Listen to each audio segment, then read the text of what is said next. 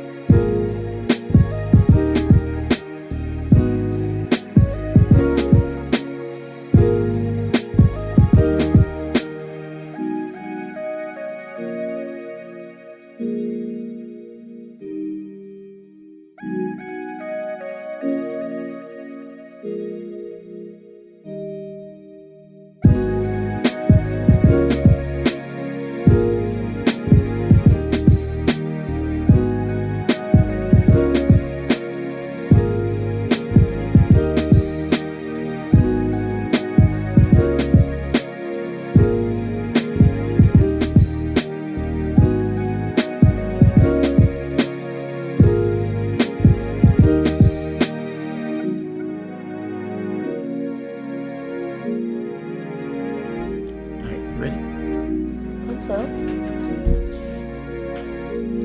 3, 2, 1. And we hit it on time. Welcome to Contributor Appreciation. I am Jamarl Thomas. This is my lovely wife, Aisha Hollingsworth Thomas.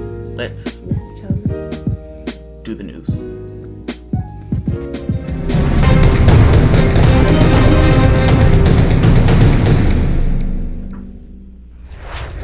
My name is Jamarl Thomas. This is the Progressive Soapbox, Contributor Appreciation. This is our let hair down moment for our subscribers. Guys, this is our show to thank you for being contributors to this show and following this particular show. You could be anywhere, but you found yourself here. 26,500 of you. And dramatically, quickly, briskly increasing. I like to add 3 adjectives because it makes it that much more intuitive. Oh, okay. Nah, it's like he means it with 1. He really means it with 2, but and he's oh my God, it goes to an infinite level of meaning with 3. It's kind of like if somebody says, it's like, how do you like this meal? And it's like, oh, it's pretty good. Now, if you know me, saying, oh, it's pretty good, may mean that I don't like the meal. Like, you don't know for certain. It's a gray area. I'm neutral on the meal. As opposed to, oh my God, this thing's fucking awesome. The differences. Or what about if you could use also 3 mean, adjectives? Well, it also means... No, I want an example of you telling me the food is good with 3 adjectives. No, the other way makes the thing stick that much better. But you're talking specifically about 3 adjectives being used to know, describe something. but I'm making the point that it is hard to get across how much you like something with just the word. And it takes adjectives to make it work. Like if I say, this food is okay. Now, I might not like that food at that point, but there's a difference between me saying, oh, that's fucking awful. Both of them mean I don't like it, but it gets across an level of meaning. Because there's no way to say this mood is great with 1 adjective. For you to know what I mean by it. Great. But what does that mean? That adequately describes it. But what does that mean in comparison to... It means you enjoy it. It means you enjoy it, which is all that I need to know. But that's just the word. What does it mean? Meaning is different. It means... No, think about it for the moment. Meaning is different. If I say, this mic works great. Now, that means that the mic generally works well. What if I say this mic is, I don't know, infinitely awesome? It's fucking awesome. I guess my point is saying it's great doesn't really tell you what it is, other than this kind of general sense of the person likes it. It gives me... But keep in mind, enjoy, like, love, all those things are tethered to some level of an emotion. How do you get that specific emotion that you're feeling in that moment across to the other person? Just use the word great. But that's my point. The word never hits it. I'm good with that. The word never adequately describes what you yourself are feeling. Like when I'm on my wedding day and I tell the preacher, I love my wife. Now, the preacher doesn't know that. Now, if I tell a preacher I'd murder everybody in this room in order to get my wife out safely, that's a different level of love. And at that point, he says, all right, he's going to say, oh my God, he's a lunatic. But he loves his wife. He loves his wife. All right. That's how I feel for you, babe. Murder every stranger in a Dave Delgado said, room. oh my God, Jamal, we get it. I feel you. Okay, so... go ahead. I was going to say big announcement. But go ahead. Go ahead, do your announcement. No. I thought you were going there, so I'm going to let you go there if that's where you were going. Was that where you were going? Announcement? Yeah. The big announcement? Yeah. Announcement? Yeah, the big announcement. So, I slightly fucked up. No! Not that. Oh, where were you going? Don't use that as a segue. Oh, as a segue. Just make the announcement. You didn't fuck up. I did. But I own my shit, right? So, my wife does an amazing job putting out a graphic saying, big announcement coming. Wait. Before we do that, let me just do the show introduction. So in case people didn't know, because that will help us segue into that. So like he said, today is Contributor Appreciation. Once a week, we have a show set aside specifically that is fueled by the content that you give for the show. We put a post on the Patreon platform to ask patrons to give their topic suggestions, and we pull from those to get today's content. It originally started off as just patrons, but now, of course, it's a thank you for everybody, whether you contribute through PayPal, Streamlabs, Super Chats, or if you are just here and you are liking and viewing and are subscribed. And sharing. It is a thanks to you, and so that's what Contributor Appreciation is today. And so I usually handle most of the things that go onto the Patreon platform. So last week I posted there's some exciting news. You guys are going to be the first ones to know. Keep an eye out. And people were like, well, it was just like one person. If you guys don't know, go onto your Patreon account, because I am like starting to do more posts more often. Yeah, not many people use Patreon. Yeah, it's a couple of people, but somebody said they were excited, so I put that out there saying that they would be the first to hear the news. And what happened? So I find out, I'm excited. My first show since finding out. And I tell that I am getting a job at Sputnik. So anybody who's watched the show knows that for the past 2 years I've been going as either a co-host or taking over the reins when one of the other hosts weren't available to do the radio show.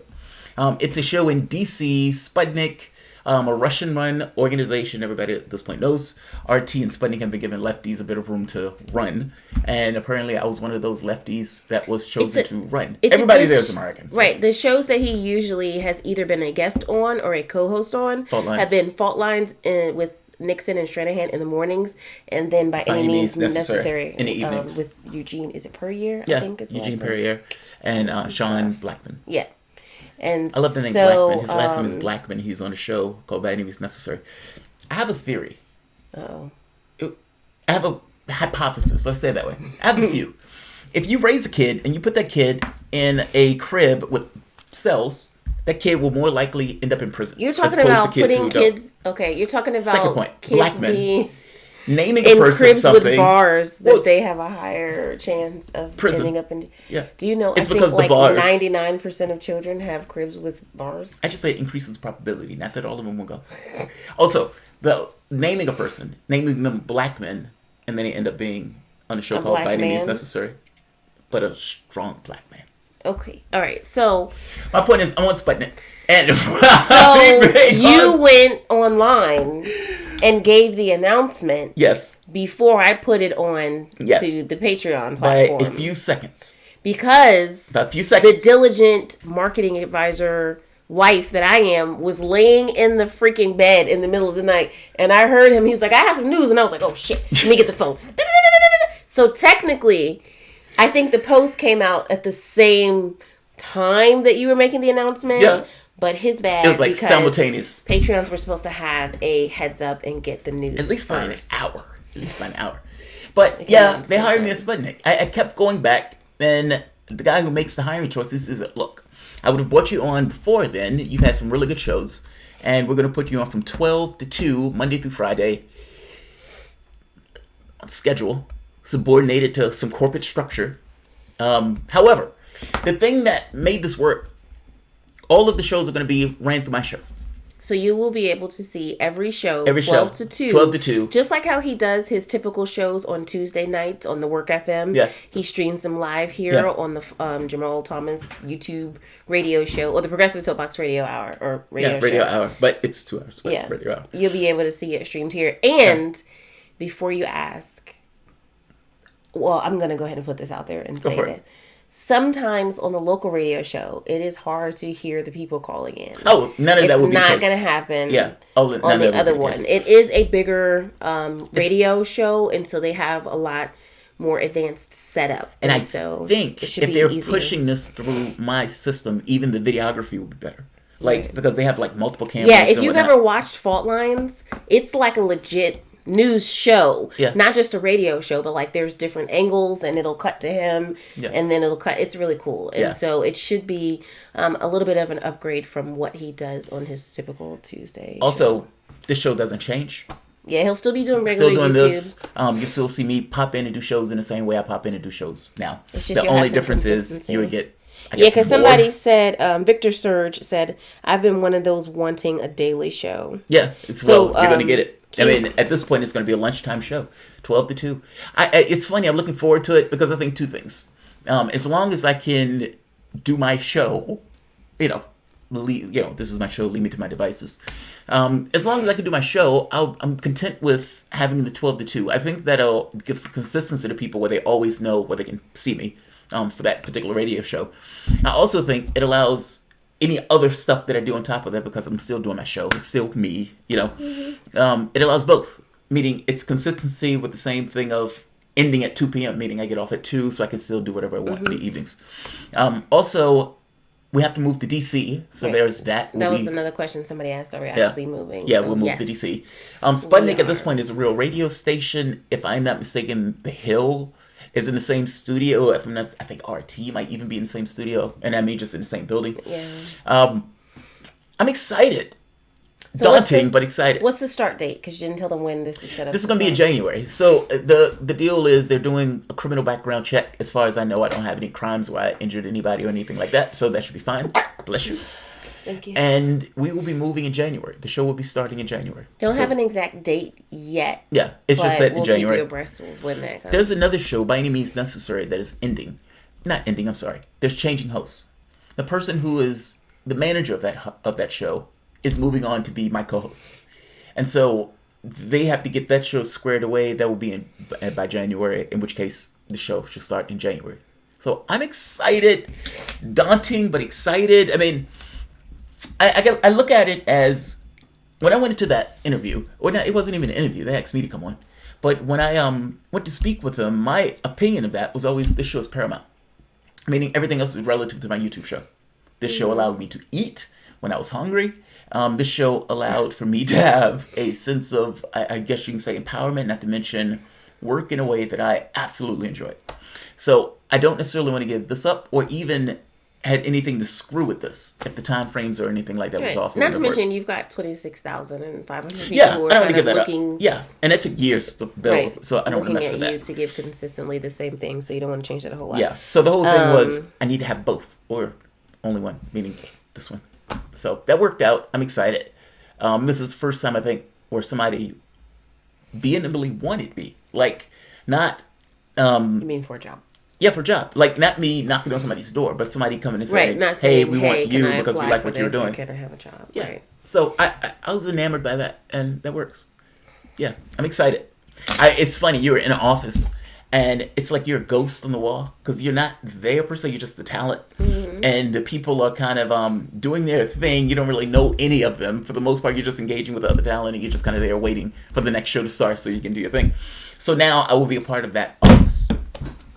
Oh, that was an accident. Okay. But I'll be part of that office. So this will start in January. We'll keep you abreast of all the details. We'll keep you abreast. If anything, you guys are probably going to get more shows because it's going to be consistently the 2-hour broadcast from 12 to 2. Right, and additional YouTube content in the evening. Yep. All right. All right, so let's get into the news. What's our first one? Polling. Now, I'm excited about polling. Mostly the trends. That.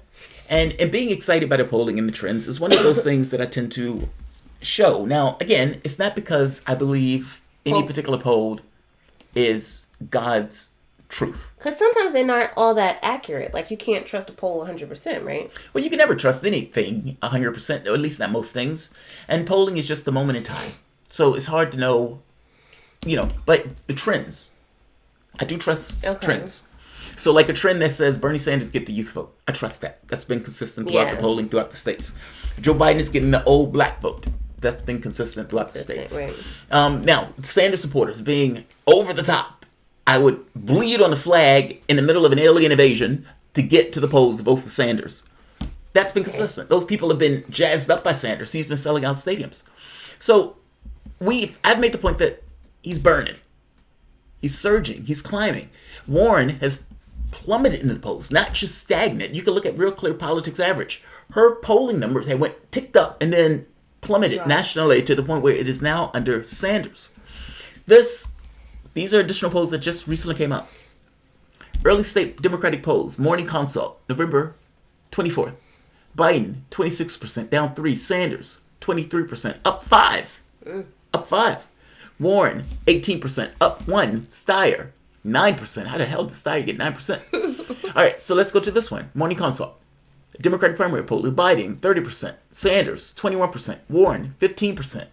He is claiming strongly, like a strong man with muscular arms, claiming second spot. And he is climbing. Yeah. He's climbing. He's on a surge. Here's another one. Swayable. This one, Biden, 27%. Sanders, 20%. Warren, 15%. Gabbard in this is 2%. Harris is at 5%. Again, strongly claiming the second spot. Here's another one. Where's my other one? Where's my other one? All right, right here. Now this one, it's not out yet. I don't think this one is out yet. If I'm not mistaken, they put this one out by accident. The poll? The poll. And then when you click on it, it doesn't go anywhere anymore. So you may be seeing something that you might not be able to see anywhere else. But Real Color Politics put this out an hour. Ooh. Page not found. So somebody said that they got rid of that. Because it was too true. No.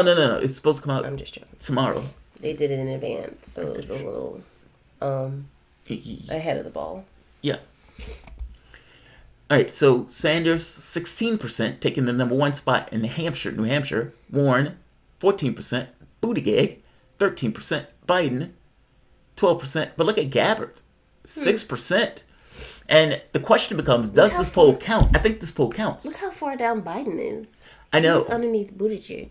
But it's within the average, per se. I mean, just because they're so close. Yeah, but the key thing here is Gabbard, 6%. Meaning Gabbard, this may qualify for one of the debate polling. Okay. And apparently Gabbard is only 1,000 away from making it from the standpoint of the number criteria. Right, the donations, individual donations. But Sanders, strongly, that's not strongly, to be honest, modestly, let's be honest, takes the first spot in New Hampshire. I think this counts as a surge. Am I insane? I mean, when you look at even the feel of it, when it was taking place before the the heart attack. Before the heart attack. All of those things are blockages. Before the heart attack. It looks like he's bolted from the grave at top speed with fire behind his back. The grave? Okay. He had a heart attack. He wasn't in the grave, but I feel you. I'm just saying, he came back from a political, right, with a vengeance. Everybody, he's done. Warren is it, etc., etc.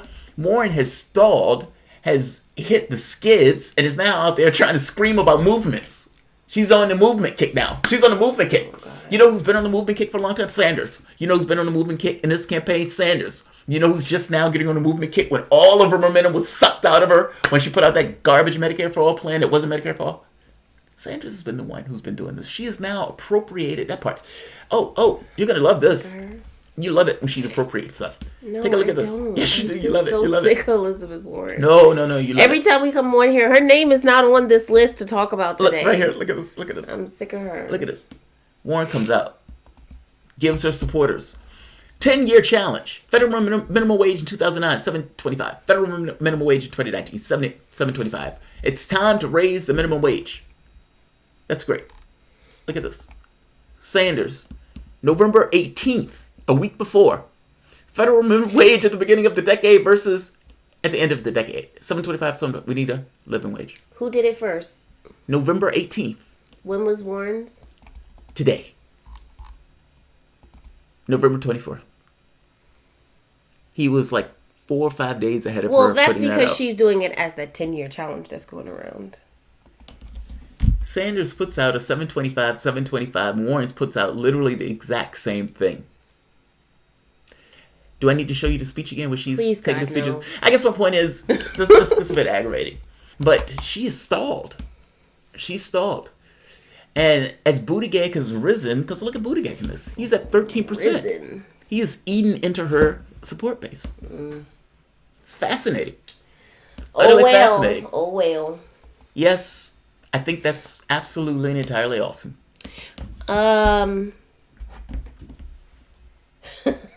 What? Let me read the somebody's being an asshole. Jay Wood, I'm gonna read this out, but we will get into this more when we get to that topic. But Jay Wood, thank you for the super chat. Jay Wood says, told you to be patient on Tulsi. Everyone isn't gonna respond to things when you want. Plus, she called out America's involvement. Congrats on the show, champ. So thank you. We'll talk about that when we get to that topic. You're gonna hate my perspective, buddy.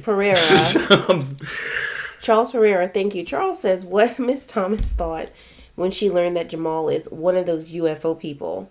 It's not like the most sexy trait in people. You don't know the half of it. Oh, you don't know the half. Like, you must understand, I have this horrible tendency under normal circumstances to get entirely and utterly invested into a particular topic. And I don't have all these great filters on the topic, right? So when it was playing chess for years, that's, you would never see me without a book and without a board. When it came to New Agey stuff, same thing. Get deeply involved. I don't. It's not enough for me to read a book that says spirit guides exist. Well, I should be able to verify that. That's not a. That's not. There's a mystical person out there that can only find this out. Fuck that. If it's true, I want to know. Like, that's an amazing thing to know about your world. Even if it's something that only you experience, there's something. And that tells you something about something. I guess I'm saying, I get fascinated by that stuff. So with me and the UFO stuff, it was, you guys are at the tail end of that. Like, that was intense. Like, can I just say that I don't think that was a question to you. I thought it was a question to me. What did Miss Thomas think when she learned that Jamarl is one of those UFO people? That's an indirect criticism that demands a response. Is it not? I don't. It's like, that's not sexy, so. Man. I would put to you that sexy is determined by the individual. And it's possible that Mrs. Thomas loved the shit out of that UFO stuff. She's like, God, he's so fucking hot when he's meditating to try to get UFOs. Honestly, she was freaked out. I was going to say, let's not. You're freaked out. It's not an unattractive. I don't think it's an unattractive trait. It's a but does weird. It give me the warm fuzzies? It's a weird. No, because then I go to sleep and I'm like, are they coming tonight? Is today going to be the day? Is something going to happen? So in the same way you do meditation for like New Agey or spirit guide stuff, my thought was, well, maybe it's the same thing. Maybe these things are similar because many of the things are so similar between the two. My thought was maybe trying to make either contact or maybe get involved with what these people are experiencing, because some of the stuff I think is OBEs. I don't think it's entirely something physically coming to get them, right? And if you've ever had an OBE, the stuff that they talk about is very similar. Oh, there were these loud sounds in the middle of a ship and these guys were doing this stuff to me. And somebody says, did you consider that it was an OBE? Get the fuck out of here. That wasn't, Sometimes they get really passionate about the OBE stuff because they want to really think that they were physically taken out of their house and, going through walls. She was freaked out. I mean, I got involved in it heavily. Like, I don't do half-ass stuff. And my thing was, what of it is true? That's all I wanted to know. What is true? What's true? I feel you. That wasn't a request to go full on into in regards to the meditation stuff. She, I remember one night she says, look, if something comes, did you ever think that I'm sitting here? Now, it's not that I think you believed it. I think your thing was kind of like scientists with religious so dramatic. Stuff. What? You did! That was literally what happened. Just remember that you're not here by yourself, I think is what I said. Like, you're sitting here saying, try to make contact. Maybe something will respond. And it's like, you're not the only motherfucker sitting in here, so just keep that in mind. I took that like physicists wearing crosses. It's like, well, they said it'll work even if I believed in it or not. Or Christians, secular Christians, have sex whenever they want, drugs, all that stuff. But they would be like, just in case. That's the just in case. That's the way I took your thing is. It's like, just in case. Yeah, I don't think it's unattractive. I don't think it's either. I don't think anything is, this or that. Well, most things aren't this or that. It's just... Well, some things are unattractive. That's true. But I guess it boils down to what do you tolerate. Him being into UFOs, not really unattractive. Yeah, I don't think it's either. I guess some people we weirded out. Maybe that's his point. Okay. Yeah. All right, what is our next... DNC. The DNC. Tom Perez takes over the leadership of the DNC after a wickedly corrupt DWS, Deborah Wasserman-Schultz. Oh, gosh. Is essentially Deborah Wasserman-Schultz working with Clinton, Dean Sanders, exposed to WikiLeaks, all that stuff. They pretended as if that wasn't true. They pretended as if that didn't happen. And actions do indeed have consequences. Yeah, they do. The DNC is falling further and further behind in regards to fundraising. The Democratic National Committee raised $9 million in October, but burned almost as much cash to get there. The committee entered October with $8.6 million in the bank and exited the month with $8.7 million on hand with $7 million in debt. So, in comparison, the Republican National Committee demonstrated unmatched fundraising power. It netted $25.3 million in October and spent $23 million, leaving $61.4 million in the bank by the end of the month. Oh. That's brutal. This wasn't even the worst month for the DNC. Now, you cheated my guy. You cheated my guy. Did you honestly believe that all of those people, that shuck and jive of we're united, the unity, reform, whatever that was, did you honestly believe that people would forget that you got into court and said we can cheat, steal, and lie and pick a candidate in a smoke-filled room, and that the public will look at that and be like, all right, we're going to give these guys a bunch of our cash? I don't know why you believe that action have consequences. Not so much, yeah. Not so much. I mean, my issue, one of my biggest issues with the Russia thing is that those things don't just stop. They propagate. And they propagate in ways that are not entirely foreseeable in a way that those things react in the population. Meaning, somebody might have did that for domestic political ends, but that has foreign policy consequences that are dramatic.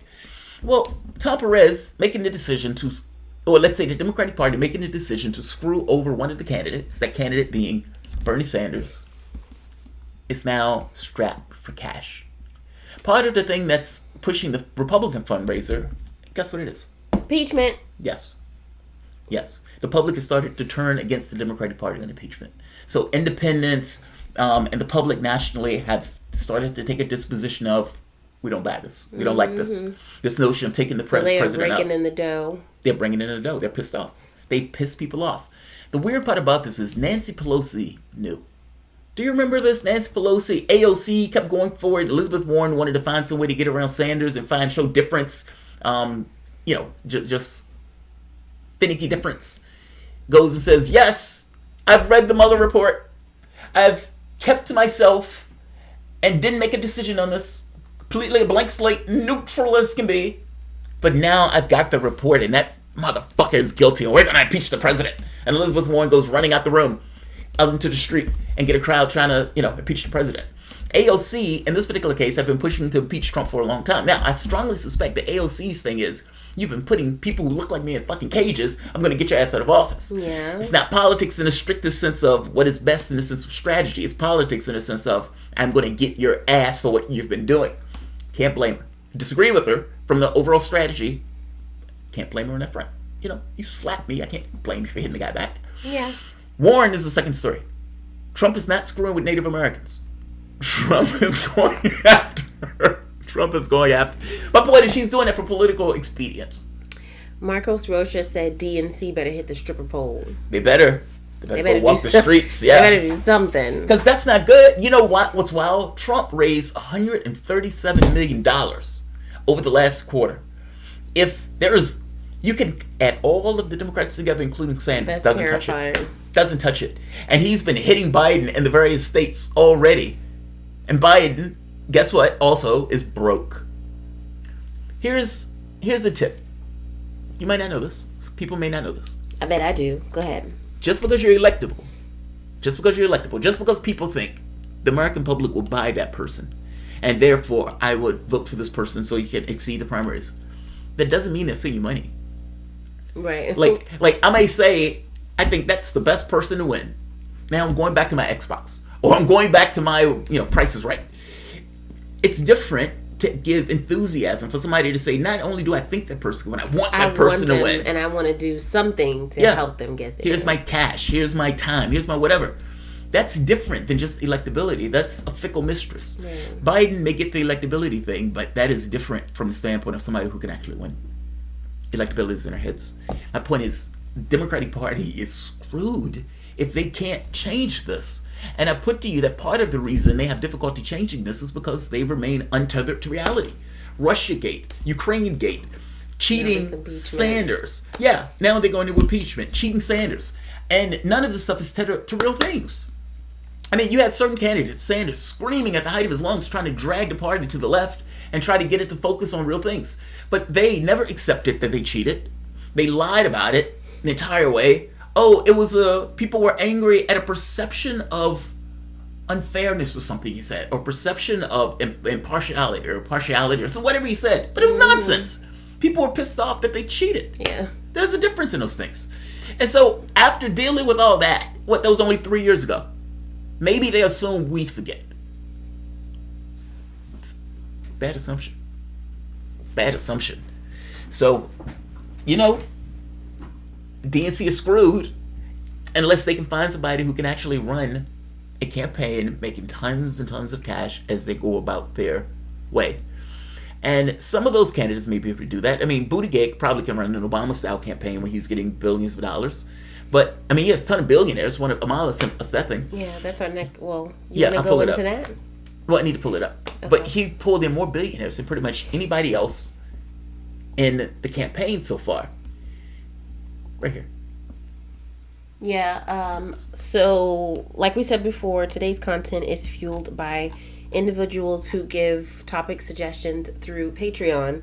And this one was a link that we got from a patron named Amala. She often sends good links and stuff like that, but Amala was showing us the difference in the amount of billionaire donors per Democratic candidate. And this is kind of rough. Yeah, this one is tough to watch. Kamala Harris, top of the line. Oh, she's the top one. I thought Buttigieg had the top one. Why did I think Buttigieg had more? Oh, and maybe because I'm thinking top 2 candidates. Go back up to the top. What's the date on this one? I think it's 3 or 4 days old, or maybe the 18th. Yeah, the 18th. November 18th. Yeah, right. So it's recent. It's probably the most up to date numbers that they've got. So right here, billionaires. Kamala, first quarter 30. Second quarter, 6. Q3, 10. Now this number is going to shrink. Right, that's what I was going to say. I was going to say, look at the first quarter in relation to the third quarter. So people are kind of falling off. She had 30 donors. She had 30 billionaire donors in the first quarter, and by the third, they were like, maybe I'm going to give my money to Joe. Yeah, that's funny. That's funny. Maybe I'm going to cross over to Pete. Because this is hope. Yeah. This is hope. That first 30 is hope. We think this is our person. She's African American. She's a woman. Yes. She's a prosecutor. That's exactly what America's going to want. And then you get to the second quarter and they're like, ugh. And then, you're right. So the first quarter is hope. That's hope. The third quarter is reality. Now look at Cory Booker. Cory Booker has been able to con his donors, his investors. With him. They're sticking with him despite him out there begging to get on I don't know what assholes are giving Cory Booker money. I have no idea who's giving Cory Booker money at this point. That's astonishing that they're giving him anything. Joe Biden has been able to get 19 billionaires to stuff money in his G-string. Buttigieg. Wait, go back up there. So the first quarter, next to Joe's name, he doesn't have anything in the first quarter? Yeah, because he didn't get into the second quarter. Oh, that's right. He was late. Okay. Buttigieg. 11 billionaires. Up to 39. Now, to be fair, none of these other people matter. Look, we'll go back up to Warren, because, Warren? She's the same as Bernie Sanders. Right there. Stop, right there. Oh, she has 6 billionaires. 6 billionaires. Andrew Yang has 4. Where's Sanders? Sanders is a billionaire? Who was that? Who's that billionaire giving to Sanders? Sanders is a billionaire. Tulsi Gabbard has 1 too. And Tulsi Gabbard is 1. Marianne Williamson even has 2 billionaires. That's Oprah. Is that right? right. One of those are Oprah. That's Oprah and Gail. Oprah still believes. All right, look at the God, man. This is fucking sad. If I'm not mistaken, Sanders gave his money back from that billionaire, and that billionaire got on the ad and started complaining about this Sanders, because there's a limit to how much they can give, right? I mean, outside of bundling and all this other stuff and giving to the party and everything else, but I think she gave Sanders like $1,000 and Sanders gave it back to say, I don't take money from billionaires or something. But whatever. The fact that people are policy. And you can tell by the investors what the people are going to do. Otherwise, these people wouldn't be giving money to them. Buttigieg would not be giving those billions of dollars if they believed Buttigieg was going to in any way constrain them from continuing to have those billions of dollars. Right.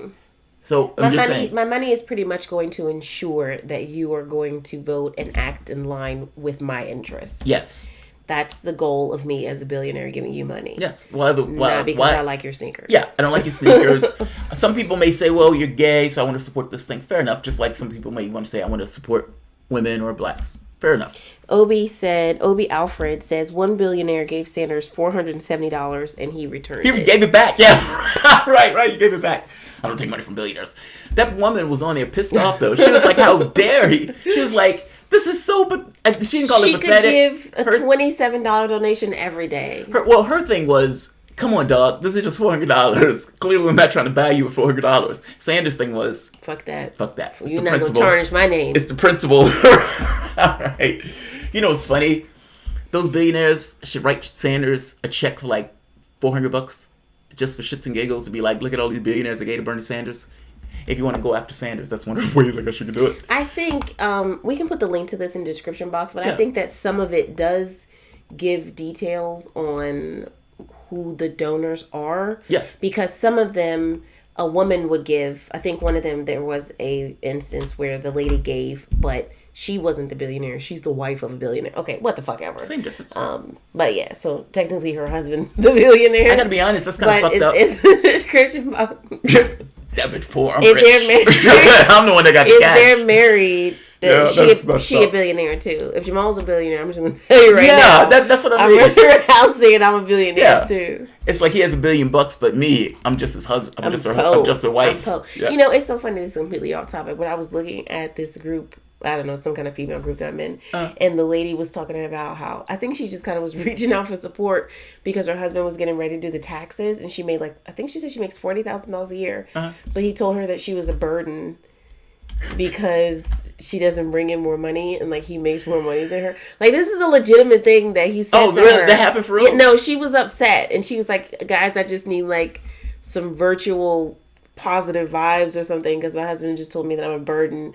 Because basically, he's the breadwinner and she makes $40,000 and he thinks she should be making more money. I couldn't imagine having that conversation. Yeah. If you were working at... You don't make enough money, girl. If you were working at McDonald's, wouldn't I have known that before you and I met?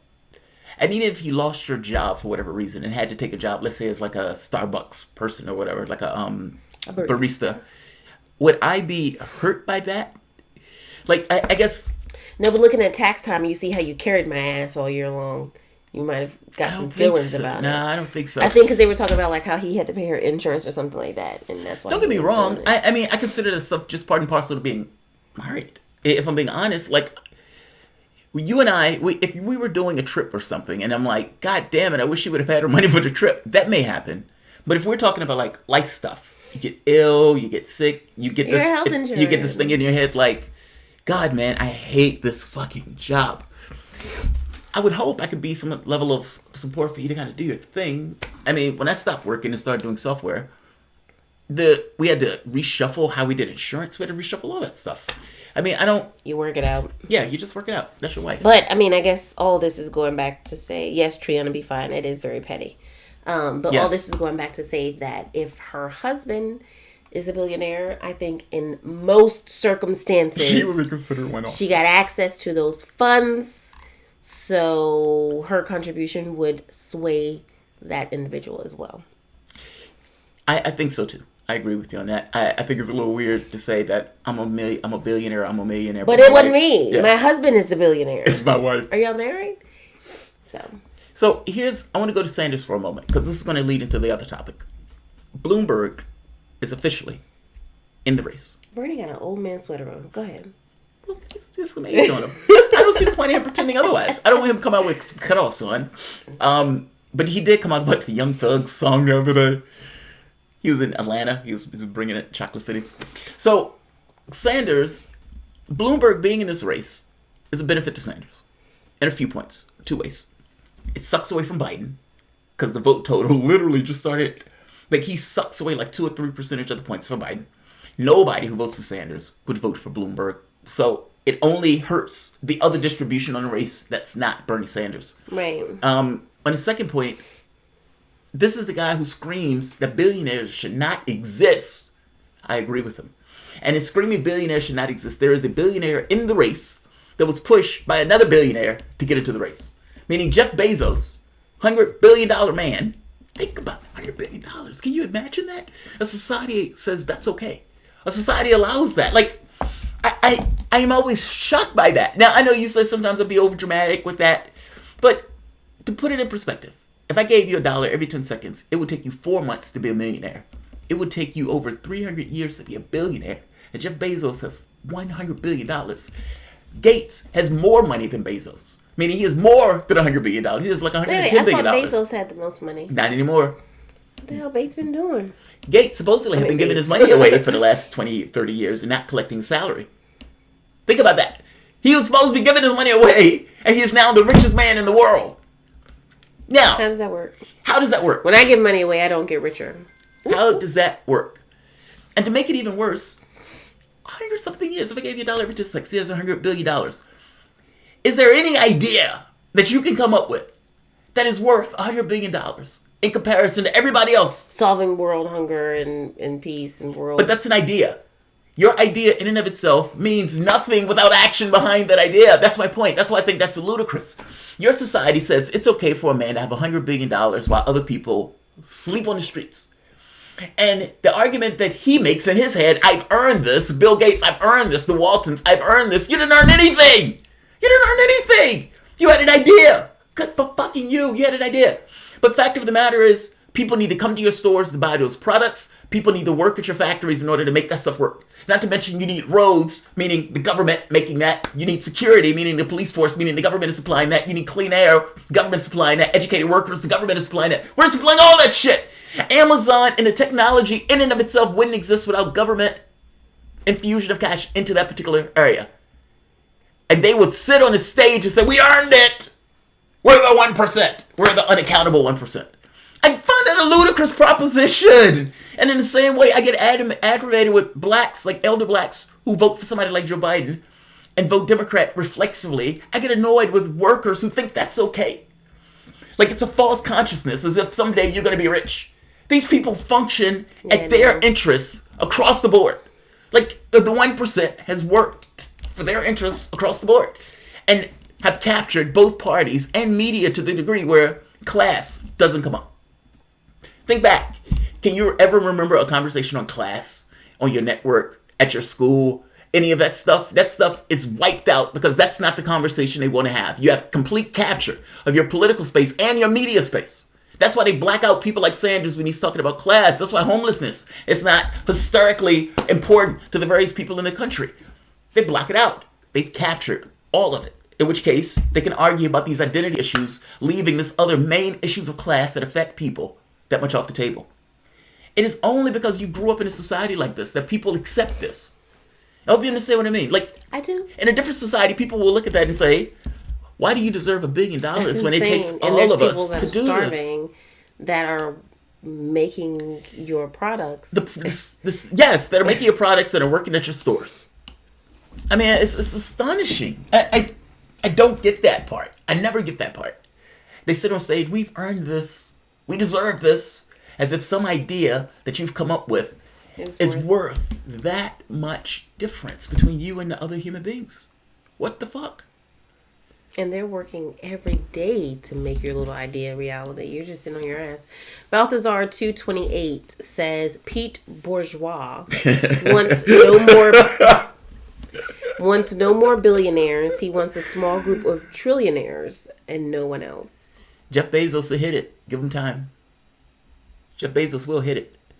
And even better, the money that Jeff Bezos has, he can invest it in various technologies. I mean, Elon Musk is trying to get a chip put in people's heads. If you can invest it in strategies where you get to the age of, let's say, 80 or 90, you may have technology around that can make a copy of your brain. and you can live in a computer, and then 200 years you can get a body, and you can put that information back into a better body, in which case Jeff Bezos come back 200 years later, $5 trillion. Is he going to be in the same body? He's going to be different body. He's going to be is he going to look like himself? Because I'm punching. He can look like anything he wants. He can be a man. He can be a woman. He can be whatever he wants. I guess my point is that money, it's not innocuous. It's not innocuous. You have a billionaire president. You have one billionaire in the race, Tom Steyer. You have another billionaire that's just jumped into the race, pushed in by another billionaire. Yeah. The billionaire Bloomberg that just got into the race makes Tom Steyer look like a poor man. And that billionaire, for the most part, is only in there because there's a socialist that's scaring the shit out of him. Do you know that if Bloomberg spends $5 billion in this race, he could do it by himself. $5 billion.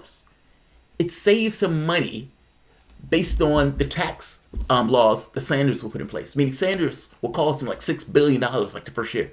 Meaning he could spend $5 billion in his own campaign and it would be an investment to save him cash. That's what we're looking at. A billionaire trying to buy his way into the race. So it's a clarified situation where socialists and a billionaire, and that socialist said that guy shouldn't even exist. And that billionaire in there as a fight back the night or hold back the night from Bernie Sanders. The problem here is either he is tone deaf, he is out of touch, he is in a bubble. If he believes that in any way, they're not even the same base. Like he's not eating into his base. The only chance he has is to eat into Warren and eat into Biden and eat into Buttigieg. That's the only chance. Otherwise, I don't know where he's feeding from. I don't know the trough that he thinks he's going to feed from to take Sanders' support.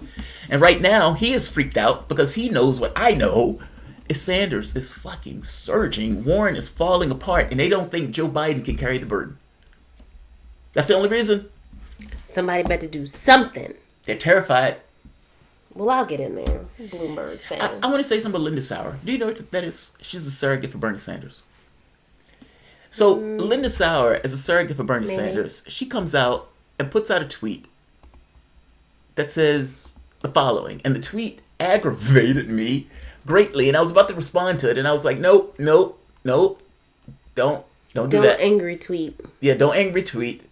And it's an angry tweet. Again, all of this stuff is frustration brought about by the contest. You want me to do the spiel while you're looking it up? Yeah, go for it. All right, so we got about 220 people here. Thank you. If you are just joining us and are not aware, today is Contributor Appreciation Show. Once a week, Jamarl takes a show out to give thanks to everyone who contributes and supports the channel. Not just PayPal, not just... I think I'm fading a little bit. Maybe it's past my bedtime. Is that what it is? Maybe so. Not just patrons, but everybody who is watching and viewing and subscribing. And so that is what today is.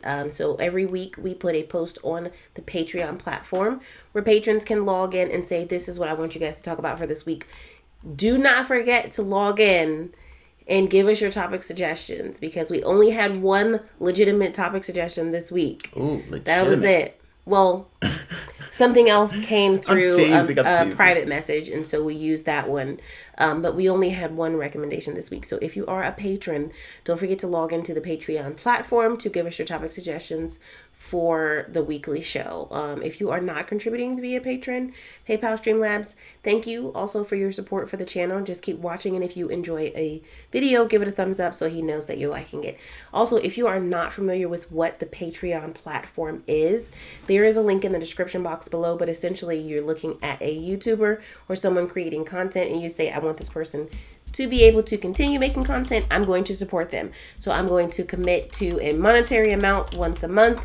It could be as little as $1, and every dollar does help. And so you sign up, and once a month it goes to Jamarl and it helps him make sure he can keep the show up and going. And that is what Patreon is. So don't forget, patrons, log into your Patreon account just once a week and just see, because we're posting stuff, or I'm posting stuff. Or send an email. And updates and all that good stuff. Well, no, because I'm specifically trying to give some stuff to the Patreon platform. Fair enough. Not only that, but that is where you submit your topic suggestions. Now, if you are contributing by some other way, then just give us your topic suggestions or send them, like you said, via email for the Contributor Appreciation Show. But otherwise, while you're there, just check into Patreon once a week and give us your topic suggestions. Excellent. That's where we get today's topics. Yeah. Otherwise, you're going to get like 1,000-year full topics. Right. I mean, we can always pull because there's always great news and stuff to go over. But all things being equal, we want it to be your content. So give us some content. Because Michael Williams shows up every week. And she removed the tweet. So Linda Sarsour put out a tweet. Now, she's supposed to be a Sanders surrogate. And she puts out a tweet that basically says, sometimes she goes through doubts. And that it looks like things are happening just like they did before. And it basically makes this point of she's unsure if Sanders could win. Now, my point to her was, you need to quit then. You can't be a surrogate and think that way. And not have the belief. Yeah. Or even you can't be a surrogate and tweet that way. Like, you give it a platform. What does a surrogate mean? A person who's fighting for Sanders, like Nina Turner. Nina Turner is a surrogate for Sanders. She's a person who's out there fighting and stomping and putting this message out. But she has like an official title, though, right? Well, she works for Our Revolution, but she's still a surrogate of Sanders. Oh. When you see her on the campaign trail and she's with that doctor and she's with some of the other people, those are surrogates. They get on television and they talk for the team. They get for their particular communities and speak up for the candidate. That's what they mean by surrogate. Mm-hmm. They're the person who's a hype person, a stumper for that candidate. Passionately advocating for somebody. Yes. Okay. And I'm like, I wrote, why do you believe that specifically? What gave you that impression?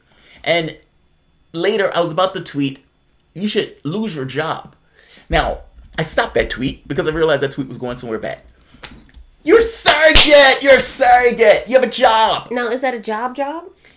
Yes! In the sense of... check for that? Whether you get a check for it is irrelevant. Oh. Your goal, your objective is to go out and stomp for your candidate. That's what you're supposed to do. Do you believe that you shouldn't do anything unless you're paid for it? Is that your belief? No. But I'm trying to. I gave you Nina clarify. Turner. Nina Turner is I know, but I feel like Nina Turner is getting a surrogate. check for some stuff as opposed to. Okay. You asked me what a surrogate was, and I said Nina Turner. I know, but then you can say your job. And then I asked you. A job is different than. And then I asked you, do you need to have a paycheck to do stuff? Because that seems to be the insinuation that Nina Turner as a surrogate is somehow different because she works for Our Revolution. When you're saying somebody's job, I'm just trying to clarify. You're not talking about a monetary job. You're talking about their responsibility. It's their responsibility. It's your job to take care of your dogs. It's your job to take care of your kid. In this case, it's your job, if you were taking a nonprofit, to do X. I understand. Her job as a surrogate, her responsibility as a surrogate, is to be a hype person, is to give this portrayal of their candidate in the best possible light. And getting on Twitter and saying, yeah, the last 24 hours have been rough. And I don't know if we're going to, I'm seeing some of the same stuff. Pull through. And then it's like, okay, what does that even mean? What does that mean? What does that pertain to? Like, it's one thing if you say, the DNC superdelegates are piling up against Sanders, and this looks like... Well, that's specific. I know what you mean by that. Giving vague tonal feelings of belief in failure. It's not positive, nor is it your job. Yeah. Nor is it your job. I saw that, and there were a lot of people who went after her like, what the fuck are you talking about? And you should not do this job then if you firmly believe that. And honestly, if you're even tweeting that, you should lose your job. Well, see, I think when you're at home behind closed doors, you might sit and have that conversation with yourself. But I think because you are a representative, and like you said, a surrogate, that's not something that you go out and say. Like, you may be like, shit, today was rough. I don't know if you're going to make it. Like, it's a lot of obstacles in the way. But you say that to somebody else who's a friend of yours. Right? You don't tweet it, which is why she took it down. She took it down. Yeah, she took it down. I wish she didn't take it down. I mean, I forgot. Everybody's already seen it at this point. Yeah, I think Lisa Mojica said she saw it too. Yeah. Why would you tweet that? Like, what? Somebody from the Bernie campaign was probably like, do-do-do-do-do-do. But what goes through your head? Can you ever imagine Nina Turner tweeting that? No, I can't. Honestly, I can't. It could be the day before the election.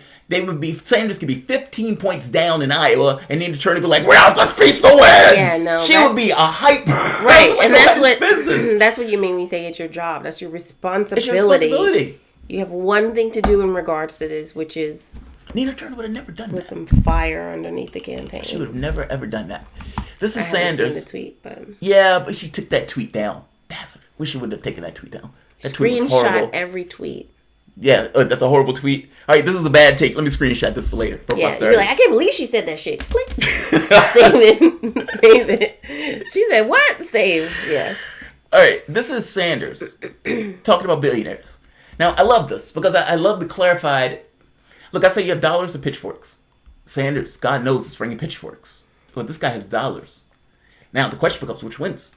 Now, I would argue that pitchforks wins because pitchforks is the thing that gets you out. And having bags of money at a time like this may not be the end-all be-all. We're about to find out. Somebody said, my sociology professor will be amazed at this because he now gets to see the influence of money in politics in a direct fashion. Yeah. The Bloomberg thing goes beyond just Bloomberg having millions of dollars, by the way. It's also influence, especially in nonprofits in New York. So think of nonprofit organizations that may give their support behind one particular candidate because that candidate has influence on whether or not they get money. Right. Either directly from him or through some other source that gets to them. Like cash, in this case, carries weight. Sanders, going after billionaires. We do not believe that billionaires have the right to buy elections.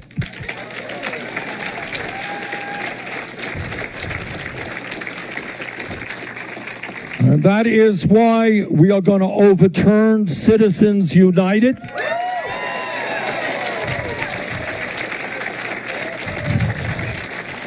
That is why multi-billionaires like Mr. Bloomberg are not going to get very far in this election.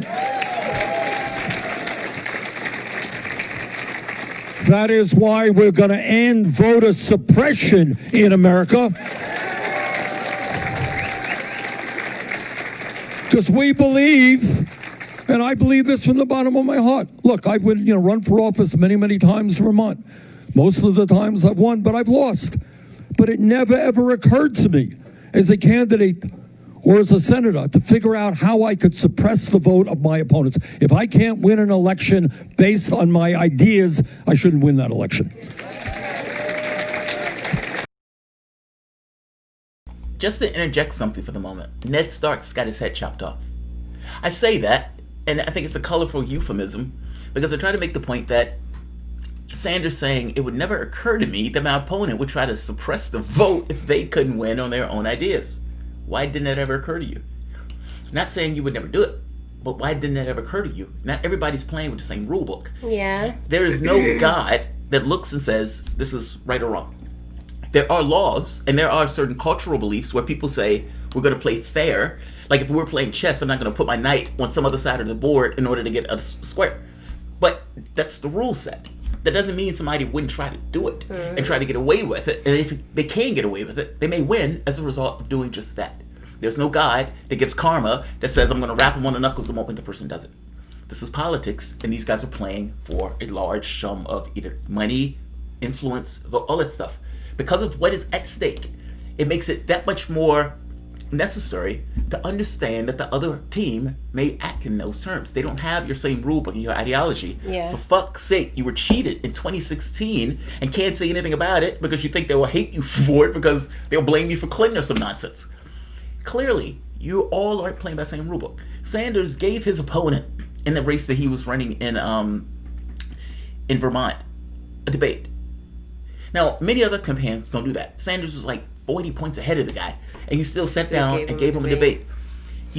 Many campaigns wouldn't dare do that. Why? Why would I give myself an opportunity to lose? This is a contest. My goal is to win. This is my job. I need to do everything I can to remain in this particular position. That's the way they think. Sanders takes a different ideological approach for it, but that doesn't mean other people won't. Yeah. And this is what scares me with him. Now, he said it never crossed his mind. That's what I thought too. And the Order of Chaos said that too. He said it never crossed his mind for him to do it. Not that his opponents wouldn't. Oh, but that's he fair. said it never crossed my mind for me. Did he to say rig that? the polls. Did he say He for didn't. me to do it, or did he say for? No, he said it never crossed my fair mind. enough. Fair enough. You're right, Order of Chaos. I picked that up too, but I wasn't gonna say anything. You should have said something. I didn't want to get it wrong. I preferred you corrected me. Make it Oh my right. God. Well, there was something else too. You want me to bring that up? Yeah. I'm just joking. Oh, good. No, I don't. I would rather be wrong. No, I think that your point was still the same. Yeah. Yeah. But I don't. That's why I didn't wanna, say anything. I don't want to fuck up the reality of it. I think about that when I think through politics. I mean, because there's this thing of lefties sometimes where they would have these kind of high ideals in politics. Like this stuff is just going to kind of work like clockwork together. I don't necessarily think that, especially in the way that we've organized ourselves in the sense of competition. In a political space, Think about the debates.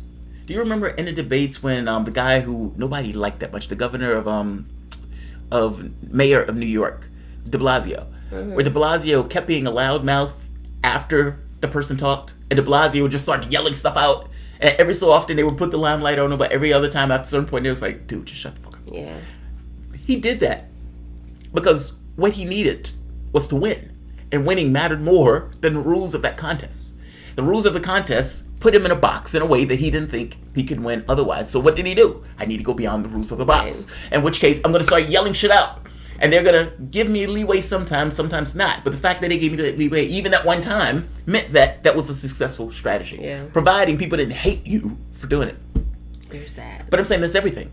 Across the board. You have chess players sometimes. Most chess players are honorable in the way that they play the game. But every so often you have somebody feeding instruction to the guy sitting in the bathroom. Politics is similar in those regards. If the political space, and even worse, if you can suppress the vote, if you can get people off the voter tally, if you can expand the vote total, meaning get more people into the vote, let's say the prison population thing, all of those things are strategies that these guys use to get more votes. Some are honorable, some are not. In many respects, the Republicans realize that the less people vote, the better the chance we have winning. Donald Trump's win is only through a normal election year or suppression of the vote. Yeah. If the vote tally is high, he loses. If you're a Republican, what do? We need voter ID laws. Whatever I can. We need voter ID laws. We need interstate cross-check to determine whether or not the individual, is on two tallies in both places. Be like, hey, there are a lot of fuck-ups in that. Really? No way. Certainly there can't be a lot of fuck-ups in this process that just excludes African Americans, Hispanics, and Asians. We don't know why that would be there. Like, it's that shit. I mean, they've said it before. This is Republican Strategy 101. And you would think that the Democratic Party would know this. Unions. Think of unions for the moment. The way they've been busted all throughout the United States. Unions was a big proponent of the Democratic Party. Now, you would think they would know this. Unions get destroyed. What happens from the standpoint of the legs of support for the party? If people, African Americans and all these other groups can't vote, what happens to the standpoint of the vote tally of the Democratic Party in regards to the machinery? I guess my point is they've done one thing after the next to destroy what it means for a Democrat to win. And Democratic Party, for the most part, just stayed pat as if nothing was happening. They destroyed the voter ID laws. The voter rights law. What did Democrats? Nothing. They stood by and just watched that take place. And then they're like, golly gee, we need to do something with that shit. We're losing because of that. Golly gee. We're losing because of that. My argument for the reason why, though, is not for no reason. It's because they took a particular point of view from a class standpoint. And the class standpoint, where they were getting the cash from, hates unions. And there are times where that class may be playing both sides where they actually do want Republicans to win because they want their tax cuts. Meaning they're weakened from the standpoint of what they're supposed to be because of how they make their ends from the standpoint of cash and the way they orient themselves towards class. Yeah. The freaking out from the standpoint of Bloomberg and all that shit. Like, you're hearing all these billionaires bitching and complaining. I don't want to pay $10 billion. oh, God, they're trying to take my $10 billion. My poor cash. And that other guy crying on air. It's just anti-aspirational. That's the second billionaire that almost cried on air. There was another guy that was a Democratic donor that got angry and said, Democrats mention Klobuchar. He didn't have a neck. He would say, if Democrats mention that whole, tax increases and all that other stuff, I'm going to shut my wallet. Yeah, I remember that. There was a guy from the Republican Party said the exact same thing. But think about what this means. What's supposed to be a democratic system? Democracy is being intersected in a way by a capitalistic system, meaning cash is not innocuous, in a way that is forcing and getting people to do things that may not be the best interest of the people in that democratic system. The people in the democratic system may need tax increases. You may need to pay down the budget and may need to tax the shit out of the billionaire class to do it. You may need to provide health care, all those things, in order to keep the society whole and on point. Yeah. Their cash matters less. That's a democratic choice. From their standpoint, as a capitalistic system, what do? They say, all right, I'm going to take this money that I made from this capitalistic system and I'm going to put it to politicians' pockets and get them to pull the reins from where it needs to go, from against the will of the interests of the public to the interests of us. It's clarified in this race. That's why I find it fantastic or interesting. You have a democratic socialist, a guy who outright, completely, very clear, billionaires should not be a thing in this world. There should never have been a situation where somebody stood up and said, I have $999,999,000 and they get $1 extra. That should never happen. That case should never exist. He's very clear. And the other guy with $60 billion saying, I've earned this. Not only should I have earned this, I am going to run in a presidential election in order to ensure that I keep this. Yeah. I'm fighting for my class. I'm fascinated by this. Am I wrong in being kind of enamored by this dynamic? I mean, there is a billionaire in the race, Tom Steyer, but Tom Steyer is a sort of a pussified billionaire. Well, Tom Steyer, and then too, like, he's not completely. He's a greedy billionaire, right? That's what I mean. He doesn't really count. He's not like hardcore. He's not a hardcore billionaire. Like, he's not in it to defend his money. Like, I feel like he's got some other Bloomberg. actual objectives. Right. He was like, I'm the guy for environment. I'm the guy who wants environment. I'm here to keep my money. Yeah. Bloomberg is very clear. Yeah. I'm here to defend my class. Yeah. I'm here to defend my class. Yeah. Isn't it beautiful of sorts? But think back. No shit. Think back to 2008, 2004, 2000. At this point, you're almost an infant. 94, 95, I guess 96. Talking about Bill Clinton. Think back to all those elections. Almost an infant. Class was never on the topic. Can you think back at any point where they talked about class in a real political sense, where it's an argument and a conversation in our political space? I can't think back to any of that. I don't remember any of that. This is new. It's a beautiful thing. Read that, because I'm going to mispronounce that. Balthazar. Robert Pierre didn't guillotine himself. Okay. Hashtag Robert Pierre didn't guillotine himself. Ray Foley, thank you for the super chat, Ray. Ray says, I know you both from the Convergence conference with Nick Brana. Yes, I remember that. Been a fan ever since. That's when I got to hug Cornel West. Yeah, I didn't get a chance to do that. Well, I know what it was. I was trying to get you to get the picture. And you dropped the ball, dog. That's not what happened. I thought I was trying to get you to give me a picture of Cornel West and you went to hug him. No, because you were like, Did we get a picture? I got a picture of me hugging Cornel West. Exactly. But I think that you were saying, like, you were like, I want to talk to him. You wanted to talk to him. And at the very, very end, people were just like kind of going up and shaking his hand. And I was like, well, I don't necessarily need to talk to him. I just want to shake his hand. I was like, here, take my picture. If I am not mistaken, I tried to get you to get a picture of Cornel West and you dropped the ball on that. No. I came back very angry and upset. I don't was remember like, that. What's happened, brother?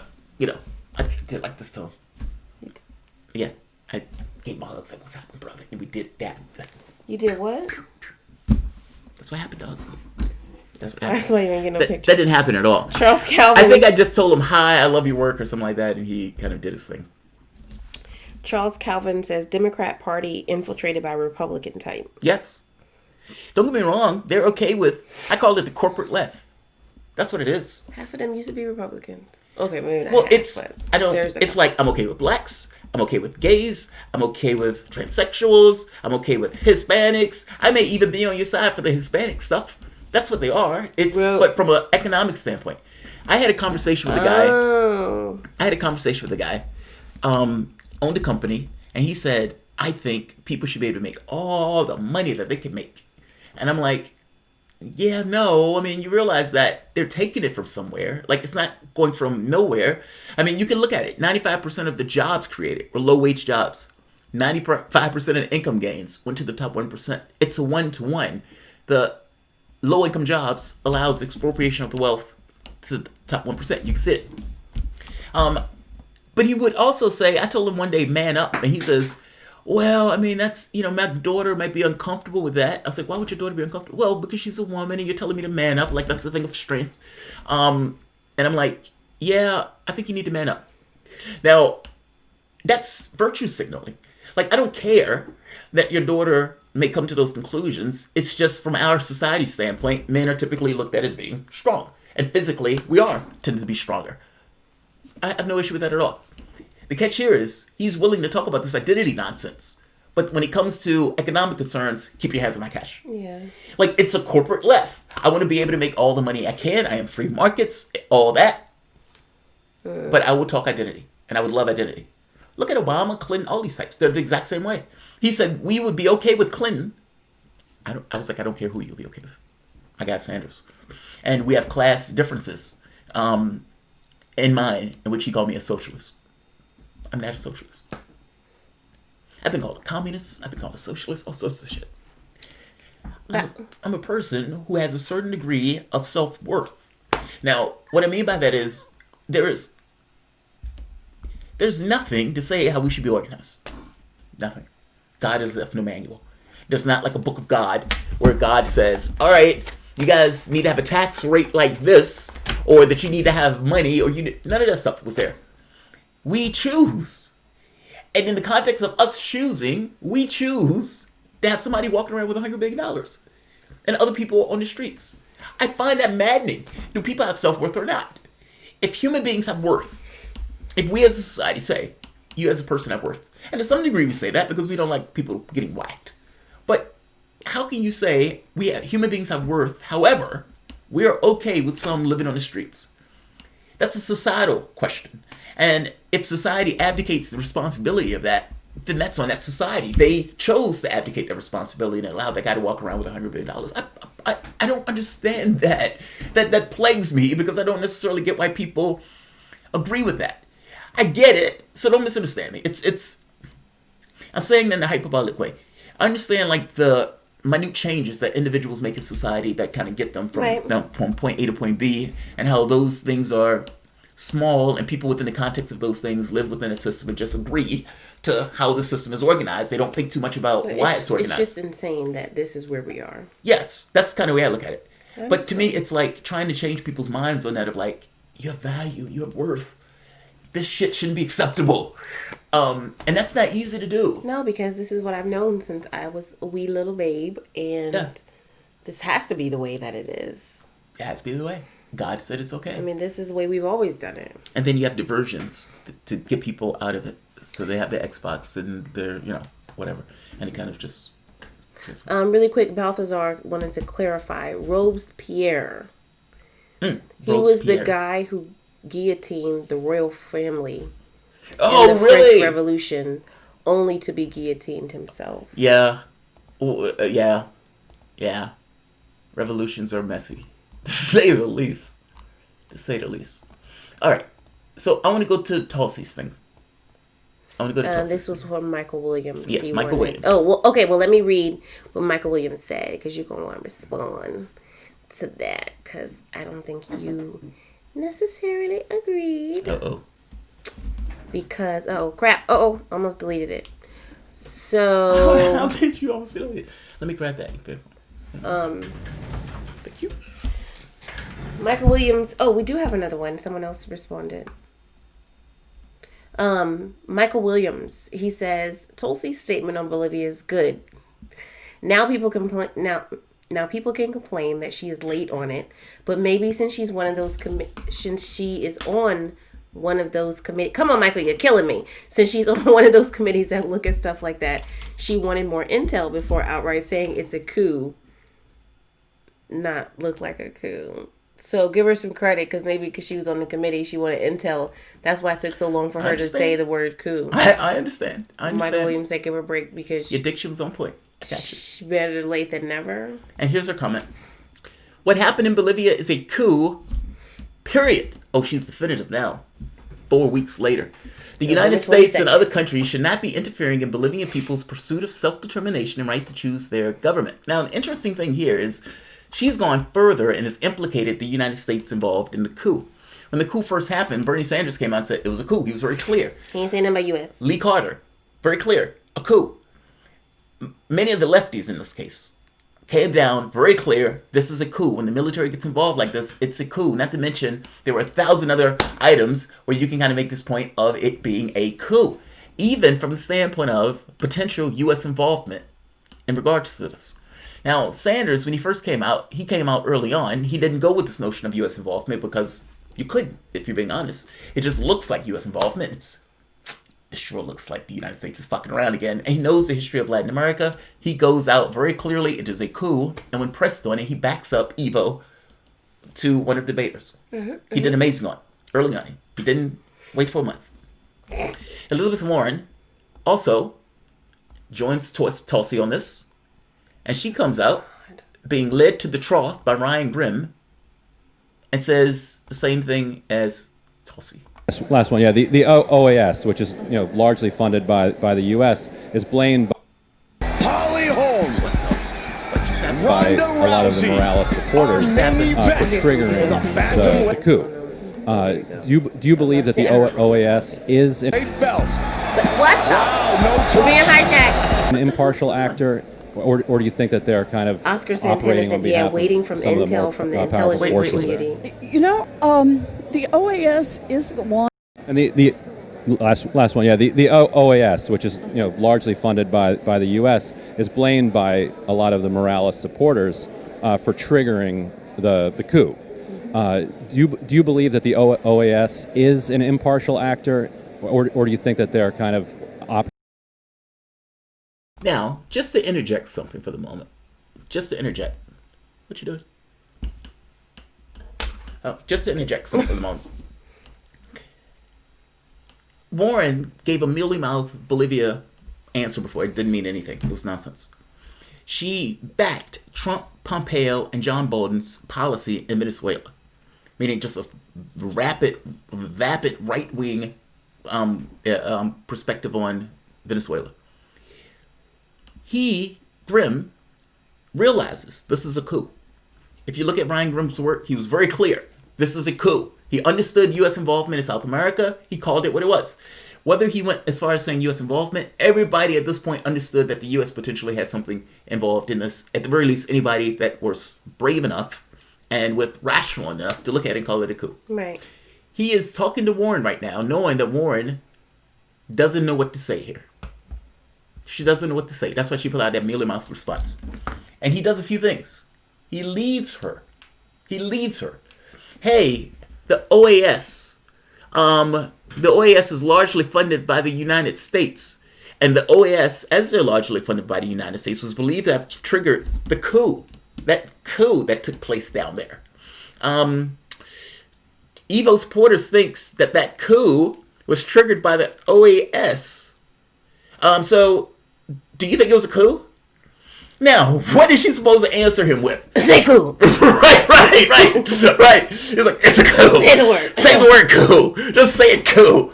I can't keep supporting you if you don't say coup. This is one of the apologists. Ron Grimm. Amazing journalist.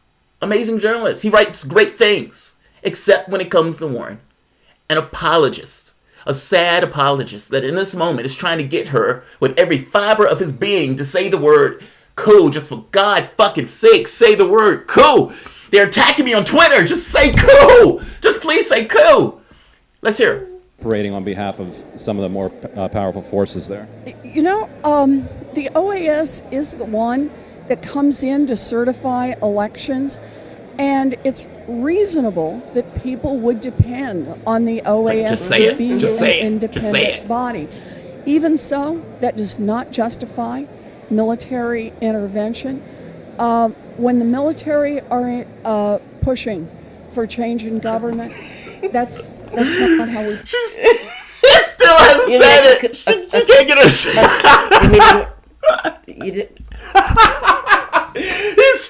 He's struggling.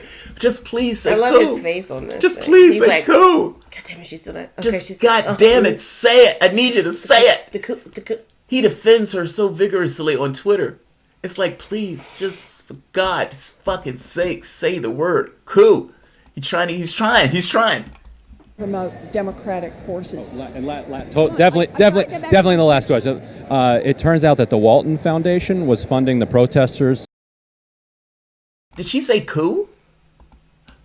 At one point, she did say, it sure sounds like a coup. I don't know if she says it here, but she does say that somewhere. She said the military did something. She said it does sound like a coup. I thought this is where she says it. I listened to this earlier, but I thought this is where she says it. Marco said he's probably kicking her under the camera. I mean, he is Oscar struggling. She's described a coup. Yeah, she described it. She described it. Say that C word. She described it. That's hilarious. Mikey said he's like, It's a coup. The OAS said that, the OAS is funded by the United States. I mean, people are saying it's a coup. It's a coup, right? It's a coup. It's a coup. So what do you have to say about this potential coup? Spikey said one flew over the cuckoo nest. I just wanted to read that out loud. I thought that was funny. God, that's funny. God, that's funny. Tulsi, to her credit, what happened in Bolivia is a coup, period.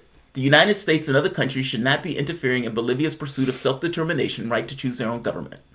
So fair enough. And to be fair to Gabbard, she goes further than Sanders. Right, to implicate. Yes, she goes further than Sanders to implicate the U.S. involvement in this, possibly. Right. Now, it took 3 weeks. And I'm pretty sure that you all know that that's where I was going to go. While the coup was in progress, Gabbard sat on the sidelines. She was gathering intel. Is that what she was doing? Michael Williams said. Why didn't Sanders have that intel? So wait, Sanders jumped the gun when he came out and called it a coup? She wanted to. So Lee Carter jumped the gun when he called it a coup. So Ryan Grimm jumped the gun when he called it a coup. Thorough because she was doing her. All of these people jumped the gun when they could look at it. So I jumped the gun when I'm looking at it with my eyes, and the military tells the guy, "You better get the fuck out of the country, otherwise we're going to murder you." Is that what you're telling me? All of those people jumped the gun. In Guimon said it was a week and a half, babe. Are you exaggerating when you say it was weeks? I think I said month. A month might have been an You said months, and then you said 3 weeks. Look, whether it was 2 weeks, I think you get my point. And again, I am giving her credit for coming out and calling it, but where you been? Where you been, dog? I don't. You must understand. When I needed you. I don't understand why this takes. Whether you want to say a week and a half or 2 weeks, I don't understand why that happens. Why? I mean, honestly, this was a big deal to me. This was a very big deal to me. And she's supposed to be my sword on issues of foreign policy, and there's literally a coup in progress. And she's like, I'm trying to get intel. Everybody else who's a lefty. And somebody said, good point, she was sick this past week, too. Okay. Okay, I mean, look, make your excuses. Fair enough. I don't know why. Look, I don't know why it took her this long. I don't buy the intel nonsense, nor do I buy she was so deathly ill. She was coughing on debates and everything. She had a cough drop in. Did you see her go after Pete Buttigieg? I saw her coughing, babe. She put a knife in Pete Buttigieg. And then she was coughing. Like, did you see her go after Kamala Harris? She had to muster up her last little bit of energy to do those. And that then, like, she was like... She's a soldier. Well, yeah, and a literally, patriot. But, you know. She's a soldier and a patriot. Have you seen her work out? But she just started... Have you seen her work out? She just got the energy to tweet this, though, babe. Have you seen her work out? She makes me feel bad about my life choices. That's how she works out. Vigorous and intentional. Not like fucking around like we were talking to the person's side. Like, oh man, this like pretty heavy. She was out of it. Okay, whatever. All I'm saying is, look, credit where credit is due. She comes out, and she comes out further than anyone else. Is that fair? Is that fair? Oh, yeah. Mm-hmm. All right. In addition to going further than anyone else, she implicates the United States in a potential role in what is taking place in Bolivia. I also believe that. So fair enough. Fair enough. My only question is, why so long? That's my only question. Because she was sick. You don't know that. She couldn't tweet. You don't know that. I seen her on TV. And you don't even believe that. You don't even believe that. You don't even believe that. My question is just why. I'm not hitting her. Maggie Smith says she has a security clearance. She has to check the intel first. Right, Maggie? Maggie, there was nothing stopping Gabbard for saying this is a coup. Nobody says you have to implicate the United States. But when a coup is in progress, it is valuable for Congress members of the United States government to call it out and say, that's a coup. Edward Klein said she was gathering a spine, not intel. But why? I mean, but this is my point. Why? They call that woman an aside. A toady, a Putin puppet, said she's working for Russia. They call her every name in the book. Why this? I don't understand. This is my confusion on this. You guys take it as if I'm being unfair to her. It's not that I'm being unfair to her. I just literally don't understand. Did you put that in the response to the tweets? And I don't understand. She's never going to respond to me. I've asked Gabbard to come on this show, and she's never had the spine to come on this show. Where you at, Tulsi? Her communications director, I've spoken to him, and I've sent him bad stuff when she deviated from Medicare for All, so he's probably never going to be right on the show. Also, he says stuff sometimes where I'm like, dude. But I would love her to come on the show. It would not be an interview like her other interviews where the only thing is like, so you used to be anti-gay, huh? Was your family in a yeah, cult your or family was in a something? cult, right? Like, none of that nonsense. Or, aren't you indirectly helping Vladimir Putin by trying to get out of the wars? They asked her that. As if our policy would be entirely determined by Vladimir Putin. As if there are no win-win circumstances. It is a win for us to not have our people die abroad. It is a win for our military budget to not be spending $1 trillion. If it just so happens to be a win for Putin to control his territory, why the fuck do I care if he controls his own territory? Or for that matter, is ingratiated with Syria, seeing as that these guys have been allies forever. It's like, if we can have our allies, why can't they? I don't get that. We're allies with a totalitarian state. Here's the catch. Freedom, democracy, that's not true. This notion of fairness, not true. This notion of dictators, not true. It's about will. When they are looking at the board and looking at the world, they're looking at it as a game space by which they expand their power base, and people like them expand their power. The United States covers this, and humanitarian reasons and all this other stuff. Ultimately, we're knocking down governments because we can get economic interests, and we get those guys on our side in regards to running the table from world politics.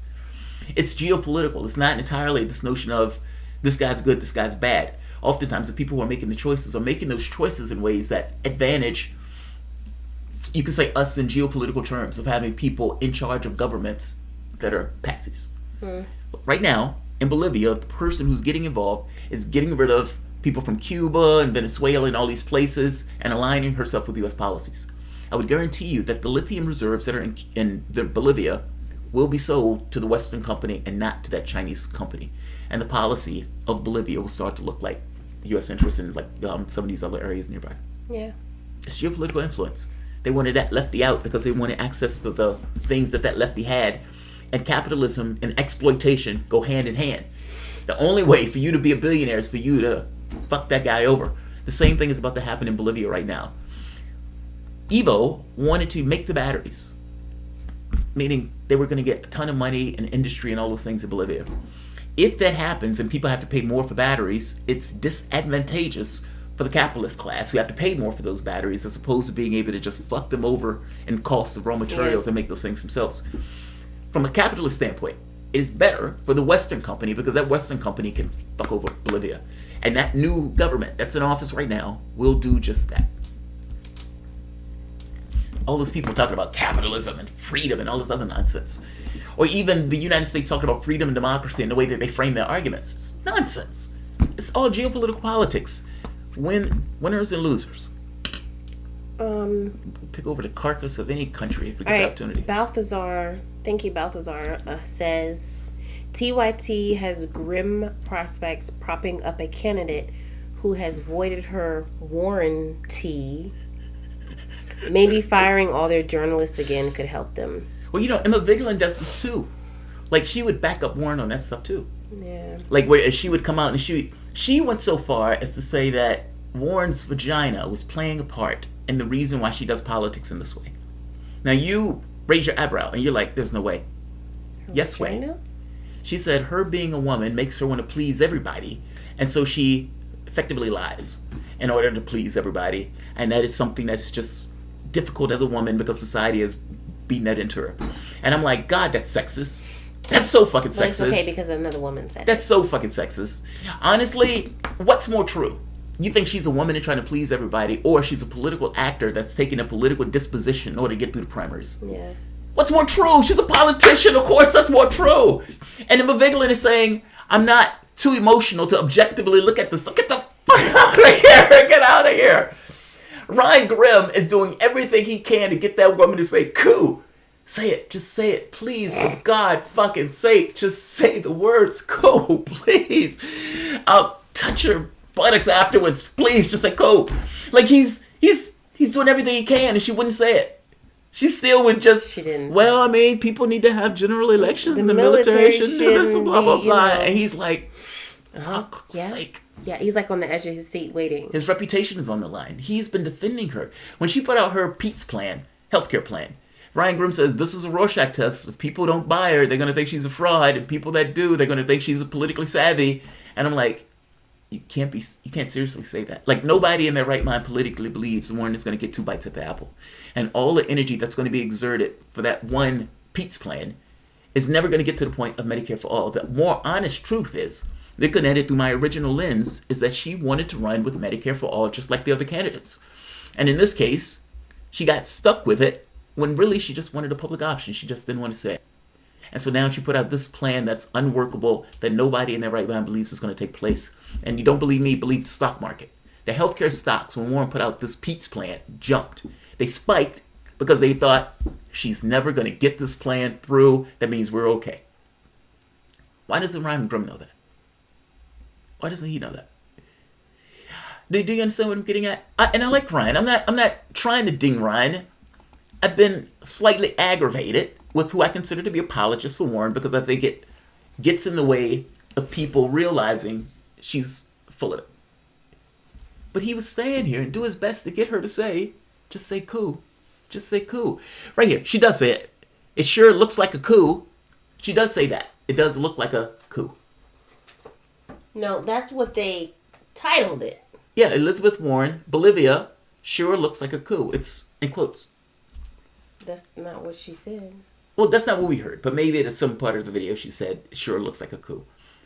It sounded like he did everything in his power to lead her to even say that. I didn't hear that in the video either, but maybe it's in the video, and I'll put the video in the bottom for people to watch.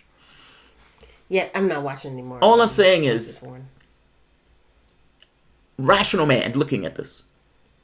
One person knows and believes it's a coup. The other person, he desperately wants to say it. And he does everything in his power to get her to say it. She's disinterested in this particular conversation. How can you be a lefty if you don't believe Bolivia is a coup and you have a foreign policy that's akin to Venezuela? How can you be a lefty on those counts? I mean, when you're backing Israel when it's murdering people to the tune of 2,000, where 80% are civilians, and you're still saying, yes, Israel need to defend itself and we need to send more military aid. When you're boosting and voting for a military budget that you yourself call corrupt. How can you be a lefty on these things? She's like, she wants to keep ICE. Now, everything that I just said here is true. And yet, for whatever reason, Ryan Graham continues to boost Warren as if him or her and Sanders are in some way similar. I think that's the thing that eats into me. When I see him do something, her ape it, and I know she doesn't mean it, but he does. It angers me. It makes me not like her. It makes her radioactive to me. Because it feels like she's being dishonest. I get it. You keep asking me why I hate her. And it's like... That's true. I mean, I've been pretty adamant. I'm sick of her. And you're like, I don't get why you hate her so much. It's not that... Hate is too strong, that's all. She's aggravating to me because she's in my way. Despise her. She's in my way. Well, one thing. I want to talk about political power. So Bloomberg is in the race. Jeff Bezos pushed Bloomberg to get into the race. Now, Jeff Bezos and billionaires everywhere are freaked out because they realize the socialists are coming to get him. What? I have one super chat on the last question. Go for it. On the last topic. I'm sorry. Maggie Smith said, no candidate calls out that the so-called coups are against indigenous leaders. Yes, that's true. No Hugo Chavez, Maduro, Evo Morales, all those guys were indigenous leaders, including the guy. There's another state over there. Same thing in Haiti. Yeah, all of these are against lefties. Honestly, if it was if it was an indigenous leader that was a right winger, it wouldn't matter. They'll be okay with it. Mm-hmm. The catch is the indigenous people are representing their interests and movements, and so when these guys get the power, they're getting the power through movements. 70% of the people in that country are indigenous, and in doing so, that was the first leader that was indigenous that got power. Yeah, and the Order of Chaos says democratically elected ones too. Yes. Yeah. I mean, it's not... But for all that they say about Maduro, they've come out and say, okay, this election was dodgy in Bolivia. Well, it was nonsense. What does it make you think about the elections in Venezuela? Like, Hugo Chavez won election after election after election. Maduro won his last few elections, and then this one, they come up and say, okay, there's something wrong with this election. Is it? Is it? Mm. So Jeff Bezos is trying to give $98.5 million to help the homeless. In quotes. Because he has several stipulations around what he considers to be homeless. Like, you can't be living in an apartment. You got to be on the street. Literally with nothing. Taking a dump at the post office box. So he donated $98.5 million. Jeremy Corbyn comes out and says, that's 0.009% of your net worth. Just pay your taxes. Because Amazon paid no taxes and made like $40 billion. Now, Bloomberg was put into the race by that person. The catch here is Jeff Bezos would throw money at the poor in order to leave him alone. That's the only reason why the rich do that. Here's $1,000. Leave me alone. Just let me keep my money. So these taxes and stuff, they would prefer not to come up. Again, Bill Gates has said he's been giving his money away for the last, 20 years. And Bill Gates has more money than Jeff Bezos at this point. So, Bloomberg is in the race, pushed by Jeff Bezos. Saeed Jilani used to work for Center for American Progress. That's Neera Tanden's organization. And he tells a story about a story that he wrote while he was there. And he makes the point that he was working for Center for American Progress, the main Democratic think tank. I was the web blog covering Occupy Wall Street. I wrote a story about Michael Bloomberg's then girlfriend was on the board of Zuccotti Park, which was the protesters were. I noted she was drawing over $100,000 in compensation from them, for which a lot of the money I had never seen. Can we read this along with you? Yeah. Because you're paraphrasing and leaving out some words, so I want to read it. I wrote a story about how Michael Bloomberg, then girlfriend, was on the board of Zuccotti Park, which is where the protesters were. I noted she was drawing over $100,000 in compensation from them, which to me was a lot of money at the time. I had never seen in my career. It turned out CAP was soliciting money from Bloomberg.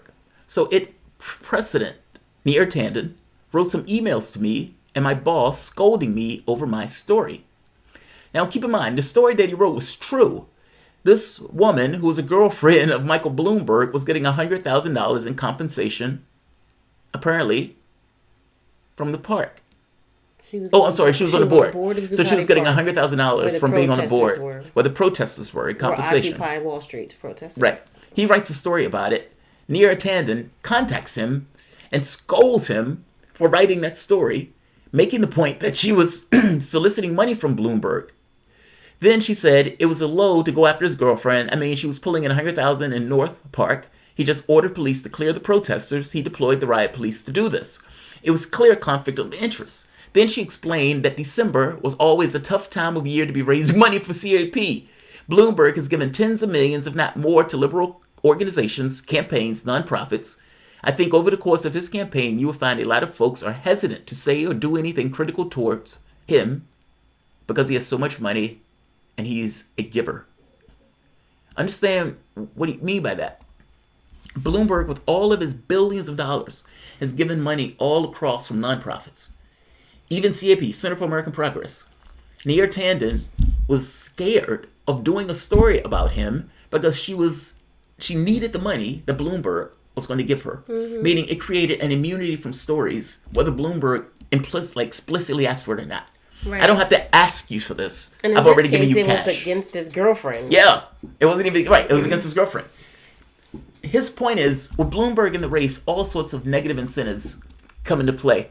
And people in groups that may give him endorsements, people in groups that may back him, maybe they have blogs, they may have articles, they may have all those things, that they may be backing him and going after other candidates explicitly because of the money that Bloomberg has spread around in these nonprofits. Right. The gun lobby one was a good one, where the woman on her blog, she puts out and says, this is the problem with money in politics. I've had people come after me because I've said something bad about Bloomberg. The billionaire class buying elections. How did Tom Steyer get in the race? He bought his way into the race. If these guys didn't have billions, this wouldn't happen.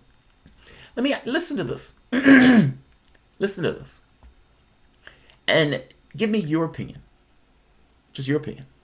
This is about Brexit. We're hopping across the pond. I'm asking her this because I want somebody else's opinion on this. If you lived in the UK, I need you to get your frame of mind. You're British. Give me a British accent. Oh, I'll put you on the spot. I was going to do it, but I heard it in my head and I was like, don't make an accent herself. We met a woman. We were in London and we bumped into an African-American woman who, shit you not, we thought was British until she dropped the accent and started talking like somebody from Virginia or somewhere. She was from Richmond, Virginia. She was from Virginia. And we are in, France airport or something? We're in the French airport. We were in the train station. Yeah, train station. And we bump into her. We're looking for something. And she says, you guys are American? And she drops the accent. And we're like, oh my God, you sounded British. She says, yeah, I've been here for several years. That's my boyfriend over there. We're making this shit work. Mm-hmm. So she's moved there. She lives there. And she has that accent you would have never known. Maybe somebody who lived there, they might know, but we can tell. I had about 2 days left on my stay, and I was going to pick that shit up. I was trying, man. How long were you there? 9 days. Right. How long did you live in London? So, frame of mind. For the last 3 years, the only thing that has been on your airwaves, for the most part, has been Brexit. Brexit has been as ubiquitous as Donald Trump is on the mainstream news in the United States. You have an election coming up. Boris Johnson, conservative, under normal circumstances, you would never vote for him because you know what he wants to do. He wants to cut regulations, give money to the rich, cut services, etc. Not to mention he's a flagrant liar, so you can't necessarily trust him when he does say stuff. He has taken one campaign thing. I'm the guy that's going to do Brexit. Period. I'm Mr. Brexit. He's been that way from the time he's taken office. He's done everything that he's could in his power. And even you might dislike him immensely, but at the very least, you have to say, okay, he's trying to get done Brexit. I don't like the guy. I think he's a womanizer. I think he's a pain in the ass. What I think is he's a the liar. question for me? I guess I'm saying, with Bojo, and Bojo does have political charisma, so don't misunderstand me. He's a much better campaigner than Theresa May. He's much better. Corbyn is on the other side of that, SNP, these other groups. Boris Johnson says, I'm going to get my deal through Congress or through Parliament if you give me the numbers to do that. Mm-hmm. I'm going to deliver Brexit. He has a Brexit plan. Liberal Democrats said we're going to kill Brexit. We don't believe in it, so we're just going to fuck over the referendum. Now, keep in mind, this was a referendum. The public went to vote, and the public comes back and says, we want to leave. Right. Liberal Democrats and SNP are saying, yeah, the public can go fuck itself. We're going to end Brexit. As a Brit, I know this. Okay. And Boris Johnson, I'm going to take you out. Labor. This is Labor's position. This is Corbyn explaining Labor's position. I think being an honest broker and listening to everyone is actually a sign of strength and a sign of maturity. Our country has to come together. We can't go on forever being divided by how people voted in 2016. So a Labour government will negotiate a leave arrangement with the EU that does maintain our trading relationship with our biggest trading bloc, which is Europe. Half of all of our trade goes to Europe, and put that alongside Remain in a referendum within 6 months. And I think that will give everyone the opportunity to make their decision. My role as the Labour Prime Minister will be to ensure that is carried out in a fair way, that the offers put are fair, and that I will carry out the result of that referendum. All right, just so we're clear, he said we will get a deal. When we get that deal, meaning he'd be the third prime minister to do that, he's going to bring that deal back, and he's going to put that deal up for a referendum. The referendum will be the deal that I just got or stay. Now, so when you ask Corbyn, what are you going to do? How are you going to handle Brexit? I'm going to go get a deal. Remainers, people who don't want to leave, are going to go and make that deal possible. And those Remainers who don't want to leave the European Union at all and don't agree with the referendum is going to bring it back. They're going to make that happen. They're going to come back, and we're going to put that out to the public. This deal or stay. Rescind Article 50. I, as Jeremy Corbyn, will not take a position on this, despite it being my deal. My lieutenants will lobby against the deal that we went to negotiate. That's his plan. That's literally what he said. I think it's a sign of strength. That is not a sign of strength. Do you know that he doesn't even believe he's a Eurosceptic himself? And that what he wants to do for the standpoint of the UK can't be done in the European Union. So you're a Labour supporter, and you see Jeremy Corbyn say that, and you think to yourself, wait, so are we staying or are we going? And the people who vote for him have to vote for him knowing that the deal that he gets, he will not even support his own deal. and that his people will be voting it down, meaning for all intents and purposes, they're a de facto Remain party that don't want to say they Remain. It's like Elizabeth Warren running for Medicare for all, and then she puts out a public option. They're the party of labor. In their manifesto said, we will honor the referendum. They betrayed that. If you're in the UK, what do you think of what he just said? And it's not a trick question. I feel like you're leading me like Ryan was leading. I'm leading you, but I don't. But what I just told you is literally true. Like, I know that, but I could let you hear him say it again. He would say, "If I am a rational human being listening to what you've just told me, it sounds ludicrous. I mean, it sounds utterly ludicrous. And he's running with this dinner bell in the election. How many years did it take for you to get here? I think he's toast. That kills me to say. And, you know, the sad part about this is... Jeremy Corbyn. I do. His argument, though, is Boris Johnson is going to fuck us over. He's going to sell off the NHS. That argument is true. That argument is completely true. Boris Johnson will fuck the UK over and sell off the NHS. By the same token, this election is not about anything beyond Brexit. Right. And so his argument... If he's saying, I'm going to have free internet, like all across free broadband, I'm going to nationalize energy, train, and it was something about mail. All of those things are awesome. And then, you know, you can say, where he's getting the money? Whatever. The guy's a socialist. He believes in it. All of those things are awesome. And people are like, yeah, but are you going to stay in the European Union or are you going to leave? He's like, well, I'm going to go get a deal. And when I get that deal, I'm going to put that deal up for a referendum with a choice to stay. Yeah, but are you going to stay or are you going to go? I'm going to go get a deal. It's that. It's like people want to know, like, the election is a referendum. And they want to know, are you staying or going?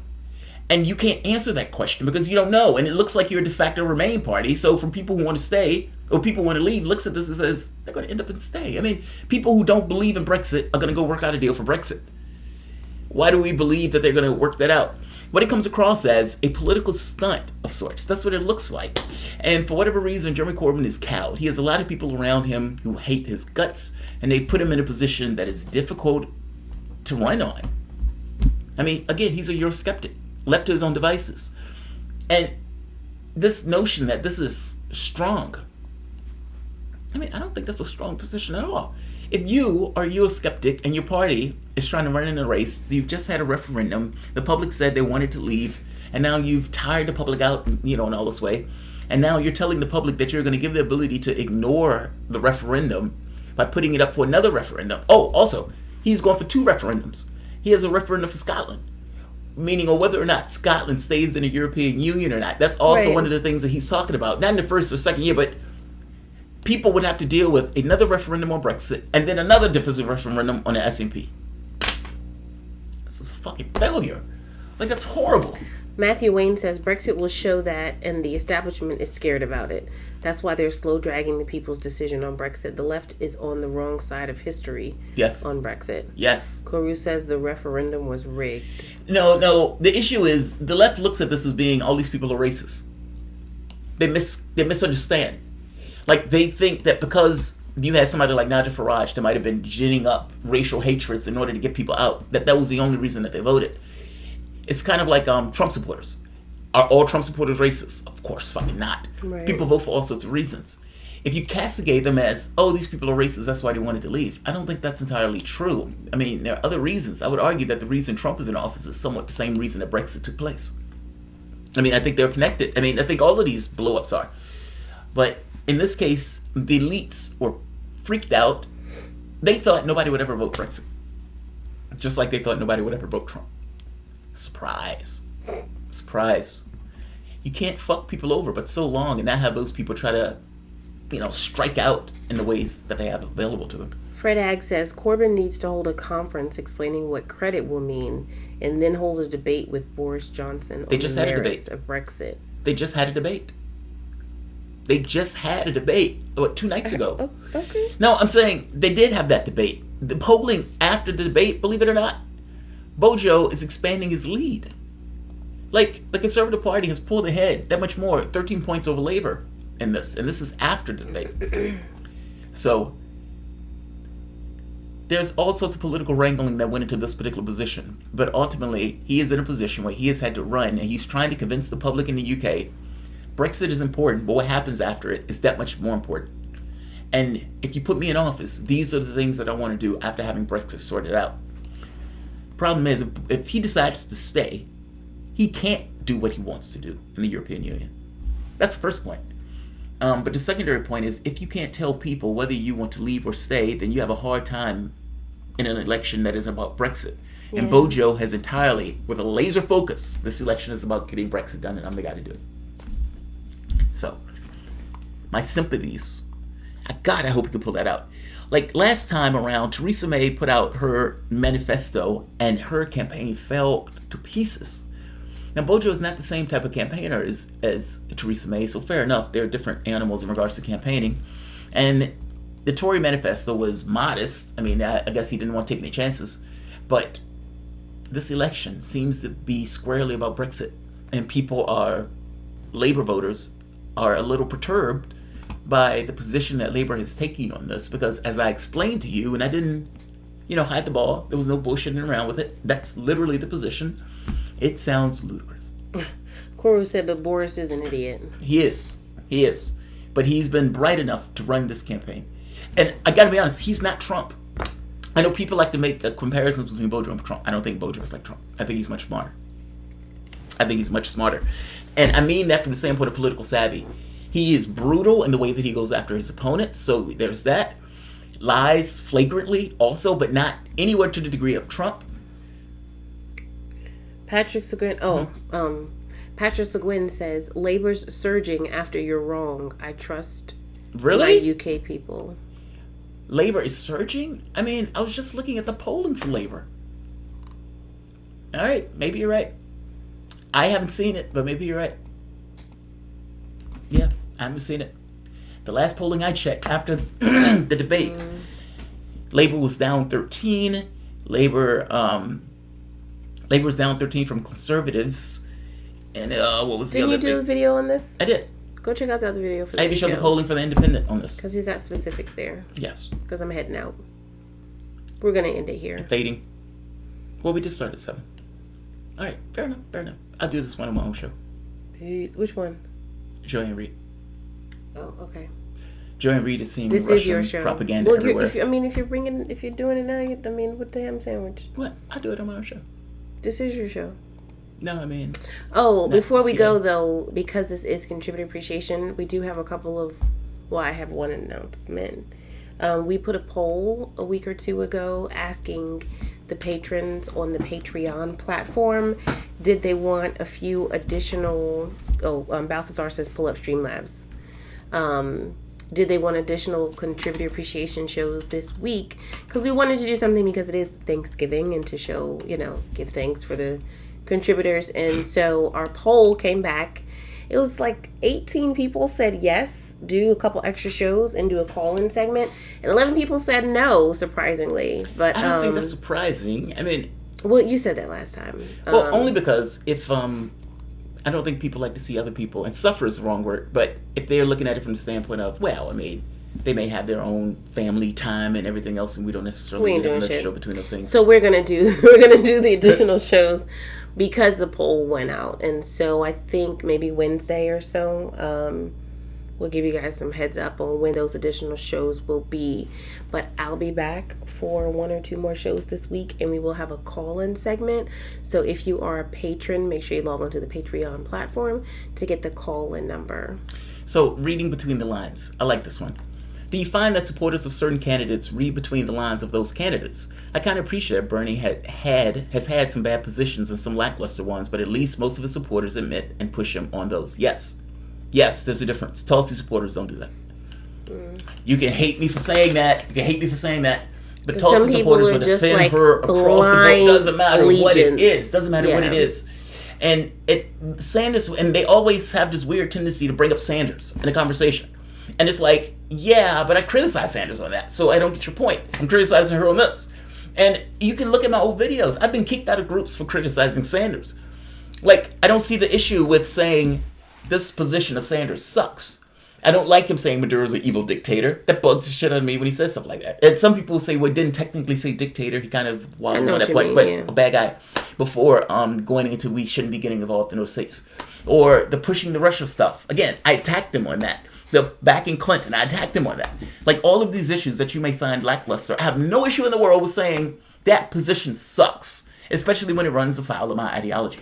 I don't find it to be true of others. And there are people like that behind every candidate. Yang's campaign, same thing. Yeah, but it lying seems about to be Medicare like for all trends and stuff like that. And I think that so this is what I think. I think that there are Bernie supporters that have blind allegiance. I think that there are Tulsi supporters. Listen, let me finish what I'm saying. I think there are Yang supporters. The problem is that Bernie is generally more consistent.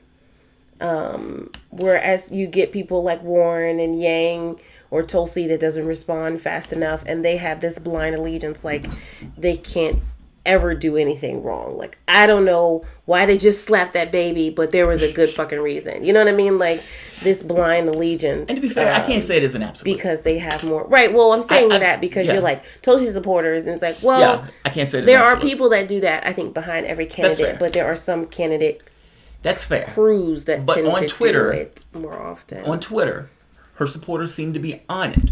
And so do Yang supporters. And Yang lying about Medicare for all and then having the supporters say, well, I mean, he's, in theory, he wants this stuff. It's like, but he was on CNN essentially saying, I am not for it by any stretch of the imagination. I just want to use the word. And then they're like, yeah, but I mean, maybe he meant, no, he's lying. He's lying. Call that shit what it is. You should be okay with being able to call it what it is. And I got to be honest, if you can't, it puts you in this weird situation where how can you be trusted? How can I trust you if you can't call a spade on this stuff? Right, you're just I am sick and fucking tired of lying candidates. Well, that's where I am. Well, and then that's like Al Sharpton that was like, I don't care what Obama says. I don't care what Obama does. I'm never going to speak out against Obama. And it's like... Yeah. At that point, you're just a propagandist. Yeah. My aggravation, honestly, with Grimm and with some of these other, what I call apologists, Jaya Paul is another one. Jaya Paul comes out and says, look, we need to stop sniping at Warren about her Medicare for all plan just because she's not as quote-unquote progressive as we want it to be. Are you for Pete's plan, Jaya Paul?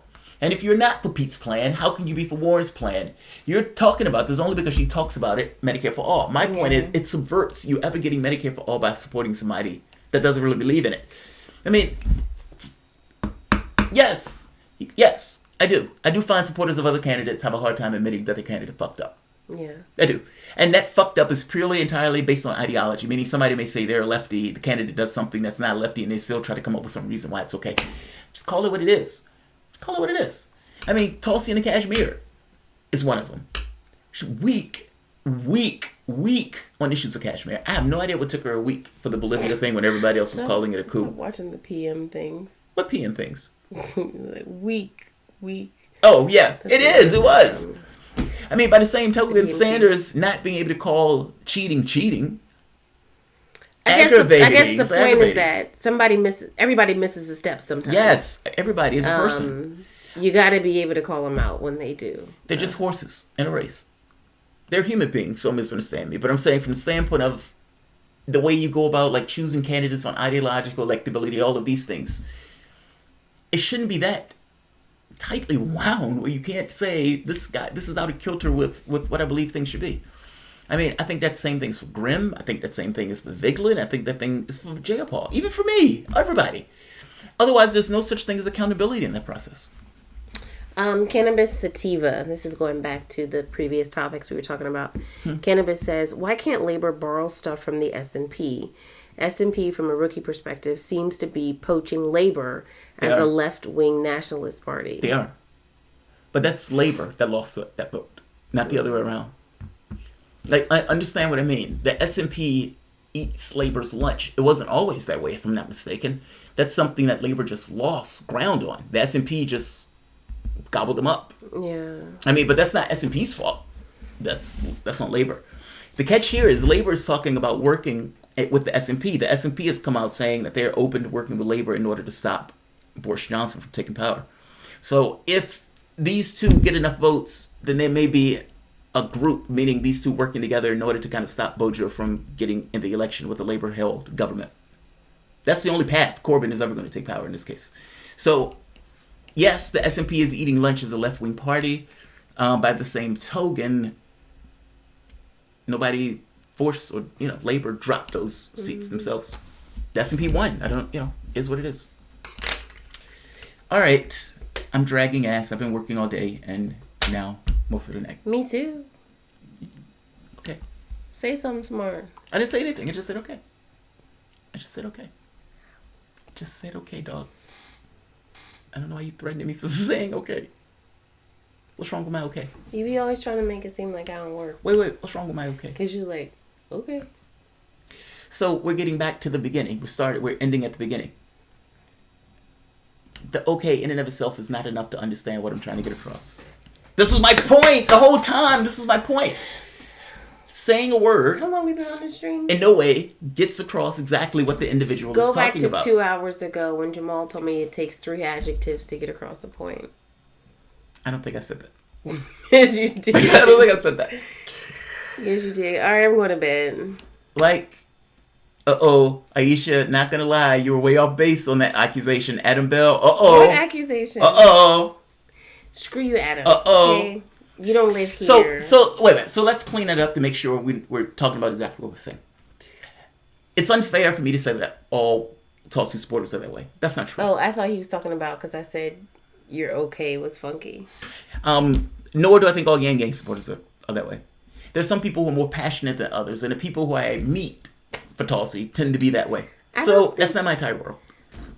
I'm just saying that's not the accusation. Some he was people talking are about really because I passionate. said you were trying to be funny, saying that I don't work, and he said, that wasn't a valid accusation because he talking about I got you, bro. Oh, thanks, man. Fucking looking out, dog. Thanks, man. Whatever. I made no accusation. That's his point. No, he's saying that I made a bad accusation. Oh, about what? Because you said okay, and I was like, what I'm I'm trying to say that you weren't working. Yeah. That was a bad accusation. You don't see. You're by not the way, here for the conversation. My okay. You don't have context was neutral. for this, Adam. Don't attack my audience. Don't attack my audience. See, Nation says Jamal's okay was rather dismissive. Was it now? Adam Bell says, you know what? No. I've been so misunderstood. What? You let me call in right now. I'll clear this up. No. Y'all talking about me. I'm so confused. If it was dismissive, it wasn't on purpose. And if I'm being honest, you guys lack a certain degree of context in the way that we fuck around with each other. Wait, what are you talking about? So it's not none of this is serious. I just got here. I'm on Team Thomas. Okay, I be cool. Okay, let's go. Okay, Order of Chaos. I heard you. I saw you mention something about that earlier. You guys said something about that like a week or so ago. Wait. Let me get this one. Because as she gave one last time, and I want to say it. Megan Morales, JT, you sadly missed my last super chat in your Yang vid, but can't wait till your next Joe and Reid MSNBC topic is related. All right. So I'm going to do yours now because I remember that. And I think I even sent you a little note saying I'm going to hit yours in the next video. So let's not make me a liar on this. And let's find that super chat. Okay, well, let me finish what I was saying. Right here. The order. Right. Bernie released a news reform proposal a while back. In solidarity, he should speak out in defense for Yang and Tulsi because of his experience in 2016 currently. Could help with getting delegates for the convention. Ooh, that's interesting. Bernie released. So to give you a little bit of context, Andrew Yang comes out and says, "I am not going back on MSNBC until they apologize to me." Now, the reason he says that is because he had the least debate time among everybody on that stage, even though he's ahead of many of the people on that stage. Yeah. And he's like, "God, you're being biased." It's a little unfair. Yeah. He says, "You hide me on various news things like polling and stuff like that. You try to make me as if I'm not there." Yeah. So he's like, "Until I get an apology from you, I'm not going back." Now, my question was, is it advantageous for Bernie to help out? And I showed videos showing how MSNBC was that way with Sanders also, like dinging him. The only reason they even talk about Sanders is because they can't get rid of him. The guy's like number 2 in the polling at this point. Warren, however, Yang is different. Yang is different. Yang has a committed base, but that network hates him. He's not a Democrat from their standpoint. Neither is Tulsi from their standpoint. Neither is Sanders from their standpoint. Now, Megan's point is, if Bernie went out and stood in solidarity with Yang, support with Yang, yeah, would it make a difference for Sanders, and would it make a difference for Yang? Now, I think it's a good idea for Yang. I don't know. I'm sketchy about Sanders. Yeah, I'm sketchy about We've Sanders. had a couple of these conversations, like, should Bernie go put his body on the line for somebody else? The answer to that is usually no. It depends on what it is, right? I mean, he's in a contest, and in the context of that contest, he has to make moves and not align him. What? And not align himself with, these kind of problematic stances. And yes, but also in Yang's case, this is politics. This is not just a righteous indignation stand. Yang has to get support, and he has to get people to look at him. And drawing a circle around himself for this very specific issue gets newspapers, media to pay attention to him, asking him, why aren't you going into Mississippi? Which, if nothing else, gets him publicity. So this is positive for him from a political standpoint. Well, what does this mean from Sanders from a political standpoint? I think it's unclear. I would even say it's unpredictable. Mm-hmm. And because of such, it becomes... let's not go there. I think that would be my thinking if I was in the room with Sanders. Like, dude, I don't know what that does. Now, you can make a point that says Yang supporters may love Sanders for it. That may be true, but they're Yang supporters, not Sanders supporters. So when Yang, obviously, doesn't make it, then they'll be Bernie supporters. Right. What does that mean from the standpoint of the edit candidates when they ask, hey, do you agree with Sanders and stepping out from MSNBC? They're going to say, yeah, I don't think that's a good idea. I don't think you can bash the media just because it doesn't help. That they're going to say shit like that. Well, someone asked, who did you think Yang will give his delegates to? This kind of falls in line with that. Like, maybe if Bernie was I don't think it would be Sanders. I don't know, but I don't think it would be Sanders. I mean, when Yang talked about it, he mentioned Joe Biden as being potentially somebody he would work with. Right. I do remember you saying that. So I don't know if that would be Sanders. Balthazar says, it's so hard to have single issue debates or ask 5 or 6 questions to all the candidates individually. Yes. No, he said, is it so hard to do that? Oh, yeah. It would expose weaknesses for all. Yes, but that's not their goal. Like in that last debate, if you notice, that would be too equal. The question that they asked Warren, if you remember, with all of the Medicare for All stuff, the shenanigans that took place, people questioning her ability to pay for that plan, calling it a unicorn, buying a unicorn, bashed for the plan she put out. That wasn't Medicare for All, even bashed by lefties who felt betrayed supporting her in the Medicare for All stance. The apologists did their best, but ultimately betrayed. So what question do they ask her when she's standing on the debate stage? What should they ask her? It should be something pertaining to the Medicare for All thing. They ask her a question that basically boiled down to, shouldn't you be defending Affordable Care Act because that seems to be how people got in office, which allowed her to just talk about Medicare for All in the abstract, ignoring that transition plan, ignoring the problems with paying for that transition plan, ignoring that politically that transition plan would never come to pass, meaning she didn't have to ask anything on her Medicare for All plan that wasn't a Medicare for All plan. They just hit the ball. For Yang, they just didn't talk to him. Yeah. For Sanders, they asked some stuff that didn't entirely pertain to anything, It's like they ask these weird questions to either defend candidates or in some cases, black them out. So, Balthazar is right. It would be better to have these single issue debates. They tried to get a debate between Sanders and Trump. Trump wouldn't do it. I bet. This was a while ago. They tried to get this debate. Trump wouldn't do it. Trump may not have a choice. Balthazar, you're killing me. I'm trying to go to sleep. Hold on. Balthazar says, Russia Maddow, biased presupposition, red baiting phrasing, poor choice of question, poor choice of candidate to answer question, Russia. Yes. I mean, they had 4 female moderators and all of them sucked. And every last one of those questions were right-wing framing. Like they asked Elizabeth Warren, they got to foreign policy. And it's like, yes, she's going to have to answer a foreign policy question. Finally, let's show her as being a neocon that she is. Do you think we should increase the military? We only have 1% of people serving in the military. It's like, are you fucking kidding me? That's the question you ask her? And even with that, she says, yes. So what, you want to draft? Are you trying to expand our military, meaning increase our budget? If I'm not mistaken, half of our military budget is personnel. Only 1% of this country is in the military. So if you're trying to expand the military, you're also trying to continually expand the military budget, which will dramatically get in the way of you passing your unicorn of a plan. Because in that plan is cutting the military budget. That's part of it. and rescuing immigrants. That's the other part. She's going to make immigrants pay for their labor through taxes in order to help pay for Medicare for all. Matthew Wayne said softballs to Warren. Yes. But that's my point. Protecting her. Yeah. The goal was to protect her. She had a horrible fucking week. And all of those people on MSNBC are fans of Warren. I can show you the videos where they backed her. And so now MSNBC is running a debate. And you had the opportunity to ask her real questions.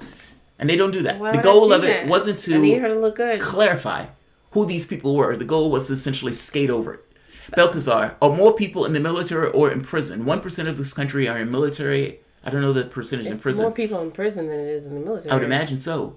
What, 10%, 25% of the world's population? Oh, I said that wrong. 25% of the prison population is in our jails, and we only have 5% of the world's population. That's extraordinary. That's literally a prison state. I don't know the numbers, but I would imagine prison. But prisons all over the world. Only 1% is in the military. Victor, did you pull that number out of your ass? Victor said 57. I don't think 57% of people are in prison. No. He says 2.2 million people behind bars. No, I was looking at one before that. Somebody said 57. That means more in prison. Right. Well, that's what I mean, just like off of what I've heard over the course of my life. Yeah. More people in prison than in the military. I mean, think about that. 5% of the world's population. Says it's actually more like 30% of the population is in prison. Is that high? No, like of the world. Oh, that means it went up then. Yeah, that's what he said. It used to be 25%. They did the numbers again. It's now. God, oh, he said that's no. Even worse. 57 is Warren's age. My bad. I thought that's he was even worse. That's even worse. 5% of the world's population, 30% of the world's in that prison. God, that's even worse. I mean, the 25% is bad enough. That's like a gulag. I don't even think there were more people in our prisons now that were in the gulags in the Soviet Union. Think about that. Like, that number is extraordinary. That number is extraordinary. Yeah. Wesley Walker says, must have caught the end. I'll rewatch. Enjoy the family holidays. Thanks, man. You too. Yeah, we're finishing up now, Wesley. 400,000 are locked up without conviction due to cash bail. Oh, that sucks. I meant in the United States. No, Wesley. Well, there's a lag between the videos. Yeah. But yeah, more in prison. In the US. God, that sucks. That sucks. Add on parole or probation, it's 8 million. Prison industrial complex. Just think. Capitalistic expansion. It's like water down a crack, right? Striving to find a buck. That instinct. And then after a while, when they realize they can touch stone, they can try to blow that little area up. In this case, you have the sick incentive of putting money in pockets to try to keep people in prison longer because it adds to your bottom line of being good business. That's so gross. Like that's not a business that should exist. Honestly, if we're going to make the argument that healthcare companies shouldn't exist for profit, then prison systems are the same. The incentives that are built into those things are utterly disgusting. As a society, we should care about more than that. All right. I'm going to end this. Like, share, subscribe, and thank you guys for joining. Wesley, well, sorry you quit the end. Oh, if you didn't hear, we'll be back a couple more times this week. Well, of course, Jamarl will always be back, but I'll be back a couple more times this week because we are going to have some Thanksgiving Patreon thank you for being a contributor type of show, and we'll have some call-in segments, so stay tuned for that. Thanks, guys. Have a good night. Like, share, subscribe.